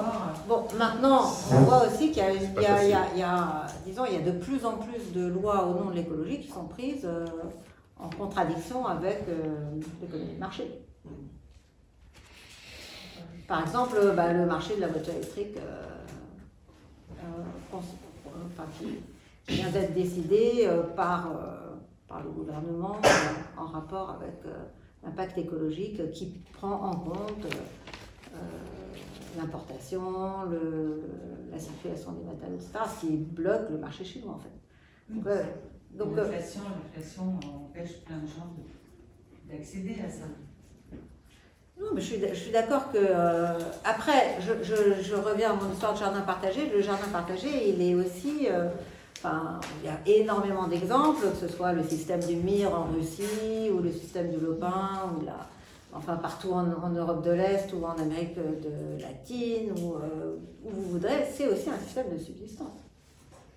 Je veux dire, le système du jardin partagé, pendant toute la période stalinienne et jusqu'à aujourd'hui, produit jusqu'à 100% du frais. Les jardins partagés dans la ville de New York, qui sont nés sous l'action d'une artiste d'ailleurs à partir des années 1970, ils sont dans les quartiers les plus pauvres. Aller à Valence, au pied des bars, il y a des jardins partagés et ça fait faire des sacrées économies aux gens. Je crois qu'on les a appelés les jardins ouvriers, un peu quoi. Il y avait les jardins ouvriers. Oui, mais en fait, ça c'était encore une histoire un peu différente. Parce que le jardin ouvrier, bon, mais bien sûr, il y a les jardins ouvriers, mais ça complète le panier. Hein. On avait une question là. Ouais, non, il y a beaucoup. Il y a aussi une économie en jeu dans le jardin partagé qui est complètement différente. Si après vous partagez les semences, les plants, tout ça, bon, il faut savoir faire, hein, c'est pas évident, mais. Il va falloir que je me souvienne de la question maintenant. Déjà, merci beaucoup pour la conférence, c'est hyper chouette. Moi, je voulais un peu rebondir sur votre question, j'ai été un peu provoque aussi, je pense. Mais parce que je trouve que, enfin, dans le fond, on se demande aussi, nous, quand. Enfin, moi, je ne me pose pas la question de l'architecture pas jusque-là, mais en tout cas, je me pose vraiment la question de comment aussi, une démocratie, effectivement, on va, mine de rien, même avec des opinions différentes, etc., dans le même sens, on fait ensemble, c'est ce que vous avez dit. Et je trouvais ça hyper intéressant, mais comment moi je me posais quand même la question, comment on fait ensemble dans un, comment dire, avec l'adhésion des gens et le partage aussi de valeurs communes et d'envies communes, dans un... Enfin, je parle de la France, moi quand je vois chaque discours, à chaque élection, je flippe un peu, même si les élections ne sont pas la démocratie, etc., ça me... quand je vois l'intérêt de mes camarades, même jeunes, parfois pour les trucs qui font que notre planète est vivable ou pas, des fois ça me fait un peu flipper, et je vais me perdre dans ma question, c'est sûr. Il y a quelque chose qui te fait flipper. Ouais, Dans la démocratie. ouais, mais du coup, la démocratie, justement, c'était plutôt l'idée de dire de votre question, c'est comment on fait cette idée des jardins. Vous disiez un peu le truc des jardins, c'est bien, mais comment on fait plus haut, enfin à plus grande échelle, si j'ai bien compris. Et du coup, c'était un peu ça aussi la question que je me posais, et c'est aussi tout ça que ici. Mais c'est comme dans l'histoire de l'énergie, par exemple. C'est vrai que, disons, par exemple, l'énergie nucléaire, c'est une énergie qui est nécessairement centralisée. Il faut une raison d'État, il faut un appareil d'État, il faut un centralisme technologique, financement, etc. Il se trouve que ce modèle-là, excessivement centralisé, il a été appliqué à l'éolienne et aux panneaux solaires. C'est complètement absurde. Je veux dire, on pourrait très bien... bon là, maintenant, depuis 2 ans, on a le droit de consommer l'énergie qu'on produit soi-même. Ça vient de sortir, si vous voulez. Donc le problème, il est là aussi. C'est que, est-ce qu'on a besoin d'une solution globale qui tombe du ciel et qui s'applique à tout le monde? C'est peut-être là qu'est aussi l'habitude ou la manière de penser qui fait obstacle à l'écologie. Et là, on peut revenir à l'idée même de local, parce que le local, c'est pas le fermer sur soi, c'est pas la cellule, la bulle. Non, la localité, c'est le lieu de l'expérience. L'expérience, elle est toujours localisée, si vous voulez, elle est toujours quelque part. Il n'y a pas d'expérience nulle part. Donc, elle est localisée. Par contre, ce qui est intéressant, c'est de penser justement cette relation à un environnement comme susceptible d'être transposable à d'autres milieux ou d'autres environnements, Ou généraliser. C'est ça. Ben, généraliser, moi je ne suis pas sûre. Moi je pensais plutôt la transposition, la préfiguration, c'est des notions qu'on utilise beaucoup en sciences sociales maintenant. Préfigurer, comme les incroyables comestibles, voilà, c'est né à Todmorden, c'était vraiment... D'ailleurs, ça a permis à Todmorden de devenir à 70% indépendant alimentairement, dans une ville sinistrée en Angleterre. Et après, ça a essaimé dans le monde entier, ils ont fait des réseaux, etc. Mais évidemment, on ne fait pas pousser la même chose à Casablanca et à Todmorden, si vous voulez. Mais le modèle, si vous voulez, le système de production, qui avait une vertu économique, politique, morale et je dirais diététique, et ben, ce modèle-là, il peut être transposé un peu partout en étant adapté. Mais vous croyez que... Je vais essayer de m'arrêter. Vous croyez que cette possibilité de l'expérience, c'est faisable de la transmettre, enfin, comme vous le faites dans cette conférence, mais à un microcosme de... Enfin, je ne veux pas offenser personne, mais plus ou moins bobo lyonnais. ou quoi. Est-ce que c'est transposable à un public plus large qui chacun, enfin aussi, parce que c'est nous aussi, mais ça changera peut-être la donne, mais à vraiment faire cette expérience jusqu'au bout. Mais ouais, vous croyez au fait que chacun peut faire cette expérience-là et que ça peut devenir un truc plus grand échelle? Enfin, oui, tout à fait, je le crois, parce que je suis humaniste, si vous voulez. Mais bon, après, maintenant, est-ce que...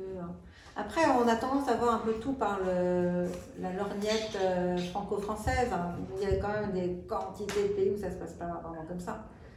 Et on n'a pas du tout les mêmes questions, et on n'a pas les mêmes habitudes.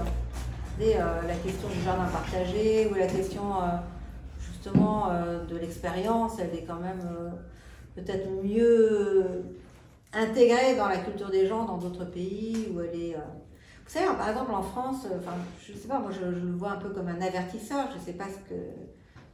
C'est un phénomène relativement récent et qui a été très mal documenté, mais il se trouve que on assiste à une espèce de... Vous êtes peut-être bien placé pour en savoir plus que moi, mais on a une vraie désertion par rapport au système du travail tel qu'il existe aujourd'hui.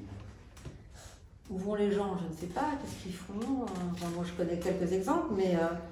on n'a plus de kinés, il n'y a plus de pharmaciens, il n'y a plus de vétérinaires, ça c'est les 3 métiers les plus sinistrés, mais il n'y a plus de profs, il n'y a plus de soignants, il n'y a plus de conducteurs de bus, il n'y a plus de...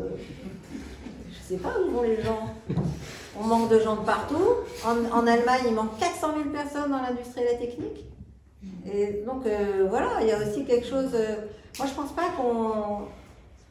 Enfin, il faut ouvrir les yeux et voir où sont les forces vives, là. Qu'est-ce qui est en train de se passer. Et je trouve qu'on ne voit peut-être pas assez de choses. À propos de forces vives, on a 3 questions d'hommes. Et du coup, la tradition veut qu'on fasse ping-pong, et que là, ça fait 3 ping. Alors, s'il y avait des pongs dans la salle, c'est le moment ou jamais, parce qu'après, ça va être la fin de la conférence. C'est-à-dire?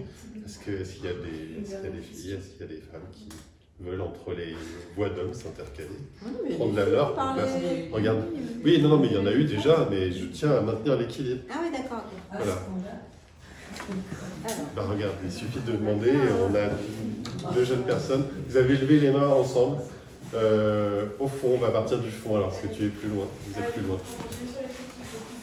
Moi, ce qui me fait, c'est que, pour revenir aux élections, son Rousseau, tout ça, moi, je me demande, c'est que, est-ce que même si demain, imaginons, Rousseau est au pouvoir, j'ai un peu peur, moi, que ces gens-là, ils soient quand même pris dans la machine, dans un système aujourd'hui qui est capitaliste, et que, même si, avec toute la bonne volonté du monde, j'ai un peu peur que, du coup, ils soient coincés dans ce gouvernement qui est juste un marrant, je pense que de toute façon, ce que fera notre gouvernement dépend de ce qu'on veut et de où se décide la majorité. C'est ça. Un gouvernement, il ne se maintient que dans la mesure où il est en accord avec la majorité. Donc, travaillez avec vos concitoyens, qu'ils aillent voter correctement. Il n'y a pas Aller convaincre la moitié de la population française d'aller voter, c'est quand même... Enfin, je sais pas, ça... Et puis même quand toute la population est d'accord, le gouvernement n'a rien à foutre de ce qu'on pense. Ah non, là, vous avez tort. La réforme des retraites a été la preuve de ça, hein. Ouais, je suis désolé. La réforme de La réforme des retraites a été la preuve de ça. Le gouvernement n'en a strictement rien à faire. Non, mais il y avait la majorité était... Mais après, il peut jouer sur les affects, et on le voit bien comment aujourd'hui tout glisse vers un échiquier de droite parce que les questions identitaires sont... Mais vous voyez que le gouvernement, mais bon, le gouvernement... Non, mais vous parlez d'aller convaincre les abstentionnistes comme ça. Et non, je parle pas des abstentionnistes, je parle des gens qui vont voter. Est-ce que, je veux dire, la question, est-ce qu'on va avoir un régime d'extrême droite aux prochaines élections? C'est quand même ça la question. Bon, bah, à vous de jouer. Vous saviez lever la main. Et si c'est l'extrême droite, alors là, pour l'écologie, c'est terminé. Joël, on va répondre. Je voulais juste réagir à ce que vous venez de dire en tant que chinoise. Ça a pris du temps à ma descente, j'étais tétanisée en tout temps, je suis désolée. J'avais le débit cardiaque qui montait et tout, c'était physiquement assez dur. Je comprends votre désarroi face à ce qui est dysfonctionnel en fait, dans la démocratie française. Et je pense pas que vous idéalisez la Chine non plus, mais quand même, quand on parle de l'écologie en Chine, il faut savoir quand même qu'à partir des années 50 déjà, sous les maoïstes, ils ont fait tout un tas de déforestation massive, une grande partie de la Chine. Pour produire, se conformer à cet idéalisme communiste. Et ben, jusqu'à tout récemment, en fait, la gestion de Covid, je pense que plein de gens ont des nouvelles absolument dramatiques. En fait, c'est je sais pas, des dizaines de milliers, centaines de milliers de familles qui sont mises dans la misère par la mesure qui a été prise par le gouvernement, qui était complètement inhumaine en fait. Moi c'était du second degré, enfin c'était de la provocation, c'était un truc un peu mauvais. C'était de l'ironie, je crois. Oui, il y avait une part d'ironie. Oui, c'est ça. Non, mais j'étais particulièrement en fait, touchée en tant que chinoise en fait, qui a fui justement cette situation. Vous avez raison de réagir, mais c'est vrai qu'on. C'est important de dire vous avez raison de réagir, je voulais juste signaler qu'on connaît tous, mais alors tous très mal la Chine. Donc chaque fois que quelqu'un s'exprime à propos de la Chine, souvent il véhicule juste un préjugé assez lointain. Enfin, on est des ignares sur notre pays. Oui, après c'est pas comment. C'est aussi parce que la Chine elle est assez enfermée dans tout ce qui est. Enfin, je veux dire, il y a la censure, les informations ne se circulent pas entre les côtés. Bref, ce que je voulais dire par rapport à prendre l'exemple de mon expérience en tant que personne qui a quitté la Chine. Je suis arrivée en France, j'ai constaté qu'en France c'est pas terrible non plus, mais bon. Mais quand même, en fait, je commence à découvrir, si vous voulez, ce que vous avez évoqué à plusieurs reprises, tout à l'heure des organisations civiles, des initiatives citoyennes, des lieux autogérés. En fait, j'en ai pas connu en Chine. Et vous parlez plusieurs fois Montessori. Ça a commencé à émerger en Chine quand je suis entrée dans l'âge adulte, je pense. Moi, avant, quand j'étais adolescente, enfant, ce que je faisais, ce qu'on me disait de faire, c'était bosser, quoi. Enfin, j'avais pas de contact avec la nature, j'avais pas les mains dans la terre. Enfin, c'est très. Ça m'a déconnectée. Je n'étais jamais connectée à la nature jusqu'à tout récemment. Là, je recommence à découvrir un peu les choses. Et donc, justement, je pense que c'est par. C'est à partir de ce qu'on peut faire à notre échelle, en fait, le bénévolat, les organisations civiles, par ce genre de choses qu'on peut vraiment faire part de la démocratie d'une culture envisageable. Et c'est très puissant, en fait. C'est vraiment sous-estime. C'est un pouvoir énorme, en fait. Ouais, c'est très puissant. Ça fait très peur, hein, de toute façon.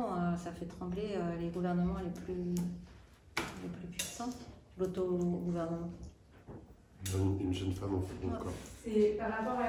On n'aborde pas du tout la question des médias, mais en fait c'est puissant à partir du moment où les médias s'en impartent pour faire la promotion de ça aussi. Et en fait, il y a la question des médias et de l'éducation, mais dans quelle mesure est-ce que toutes ces actions individuelles qui forment la démocratie, on peut y trouver l'espoir au moment, quand l'éducation ou les médias le retournent comme quelque chose de mauvais dans le mainstream et voilà.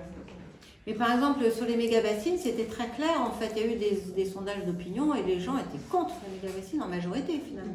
Pourtant, ça se fait, c'est ça se fait de moins en moins. Non. Je pense qu'il faut continuer alors. Mais ce qui me frappe, c'est que vous avez, en fait, il y a beaucoup de vos témoignages ou de vos questions qui relèvent un peu d'un aveu d'impuissance, mais je ne comprends pas très bien. Là. C'est sûr que la partie, elle est dure et elle n'est pas gagnée, mais quand même, là, on essaie de mettre l'accent sur les choses qu'on peut faire et il y a des tas de médias surtout avec Internet quand même, il y a des mises en réseau, des initiatives locales qui ont une extension très très importante et une visibilité très grande finalement. Dans un même public non. Des milieux généralement. Je crois pas, pas forcément. Il y a des médias, je sais pas, même. peux pas... Il y a des pages écolo maintenant dans tous les médias, même nationaux. C'est par rapport à la question d'expérience, c'est-à-dire que tu as dit quelque chose d'assez important sur la question du réel. Mais je pense qu'aujourd'hui, il y a un phénomène d'intoxication qui nous amène à se sentir déréalisé. Et, il y a une énorme, déréalisation, absolument. Et que cette puissance de réincapacitation à travailler la terre, en fait, elle est sous-estimée. Et c'est ce qui fait, à mon avis, le discours, le travail que vous portez, qui est de donner du sens à une expérience sensible qui réincapacite et qui donne une possibilité de parler autrement. Parce qu'il y a, dans ce phénomène de d'intoxication, il y a quelque chose d'assez terrible sur le langage. Il y a comme, c'était vendredi dernier, sur une méchanceté qui serait devenue populaire et une destruction du langage et de la capacité argumentaire des gens. Et et avec une perversion de la liberté. C'est-à-dire que la liberté, c'est je fais ce que je veux et j'en ai rien à foutre des autres. Et que ces trois axes de destruction du langage, perversion de la liberté et zut, j'ai perdu le premier point d'entrée qui était l'alimentaire. Comment ? Destruction du langage, perversion de la liberté. Et popularisation de la méchanceté. C'est un phénomène comme ça de coalescence sur ce qui fait bien, c'est de montrer l'exemple de la méchanceté.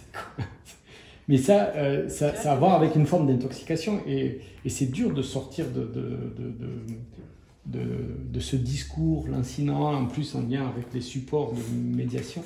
Donc donner de l'expérience directe et sensible avec la châtaigne, avec la bogue qui pique et le corse qui parle de son arbre, ça demande de faire beaucoup. D'atterrir, comme dirait... Il faut atterrir. Hein. Donc, je m'interroge sur l'intoxication mutagène, en fait. C'est-à-dire qu'au bout d'un moment, un sol pollué ou une radioactivité diluée et qui ne s'atténue pas, c'est-à-dire c'est pas parce qu'on remet de l'eau de Fukushima que la radioactivité se dissipe.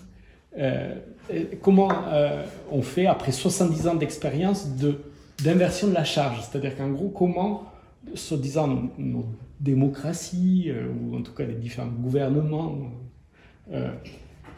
mettent en place une situation où c'est nous tous qui semblons être responsables d'une intoxication qu'on subit. Et comment on fait pour faire droit là? Comment faire en considérant cette toxicité? Comment on arrive à faire droit en considérant cette toxicité pour que on puisse permettre à nouveau de donner, pas espoir, mais en tout cas déjà juste la possibilité de toucher la terre, parce que c'est de ça dont il est question, des endroits où on ne peut plus vraiment toucher la terre, on ne peut plus boire de l'eau. Comment on fait quand l'accès à l'expérience devient difficile? Mais d'abord, cette intoxication dont tu parles, elle est de tout âge. C'est pas du tout spécifique à notre période. Depuis les moralistes de l'Antiquité ou la Bible, il est question de ça, le veau d'or. Donc l'intoxication humaine, ça fait partie de la nature humaine, si je peux dire. Donc ça, c'est un problème qui n'est pas récent, on va dire. De toute façon, nous avons des idoles, c'est ça, l'idolâtrie. Au réseau quand même. Comment? Vous l'associez pas du tout à l'ère numérique? Enfin, peut-être c'est un autre. L'intoxication, elle arrive beaucoup des réseaux aussi. Moi, Dieu, c'est un beau facteur de Dieu, ça m'arrive plutôt pas mal. Les réseaux, ça pèse très peu par rapport à l'évangélisme aujourd'hui. Parce que l'évangélisme aujourd'hui, c'est une déferlante hallucinante. Ça change vraiment la lorgnette française. Oui, non, mais l'évangélisme, c'est Trump, c'est Bolsonaro, c'est Morrison, et justement, c'est ça, c'est Dieu et mon vaccin. Enfin, c'est ça qu'on entendait au moment du Covid. C'est quand même l'électorat de Trump à 70%. C'est des millions, bientôt des milliards de gens. C'est en Corée, je ne sais pas en Chine s'il y a de l'évangélisme encore. Mais la Corée est complètement, toute l'Afrique, c'est incroyable, c'est vraiment énorme. Alors ça, c'est l'intoxication. Ah, ça fait... On Il s'ouvre une église évangélique chaque semaine en France. Hein. On fait des tas de signes, Joël, que ça ah, va oui. être fini. Et moi, donc, j'avais un jeune homme en blanc. Et je voudrais si juste vous pouvez dire... répondre à cette question. Voilà. Donc, et prendre une dernière, parce que le jeune homme en blanc, là-bas, a levé la main il y a très très longtemps. Et donc, bon, il faut faire de la philosophie hein, pour lutter contre d'une part, mais c'est surtout, enfin, ce que je pense aussi, c'est que malheureusement, on va être quand même bien rattrapé par la réalité. C'est ça qu'on voit, c'est-à-dire que il fait 40 degrés le 5 octobre. On va pas, je veux dire, on peut toujours rêver à l'homme augmenté, le transhumanisme et la vie sur Mars, mais on ne va pas y arriver. Hein. Donc, je pense qu'on va, je veux dire, l'impact des dérèglements climatiques est de plus en plus brutal et qu'on va se désintoxiquer assez vite sous l'effet de ce dérèglement, à mon avis. Comme quand il y a un feu qui passe, ça remet tout à zéro. Hein, en fait. Jeune homme.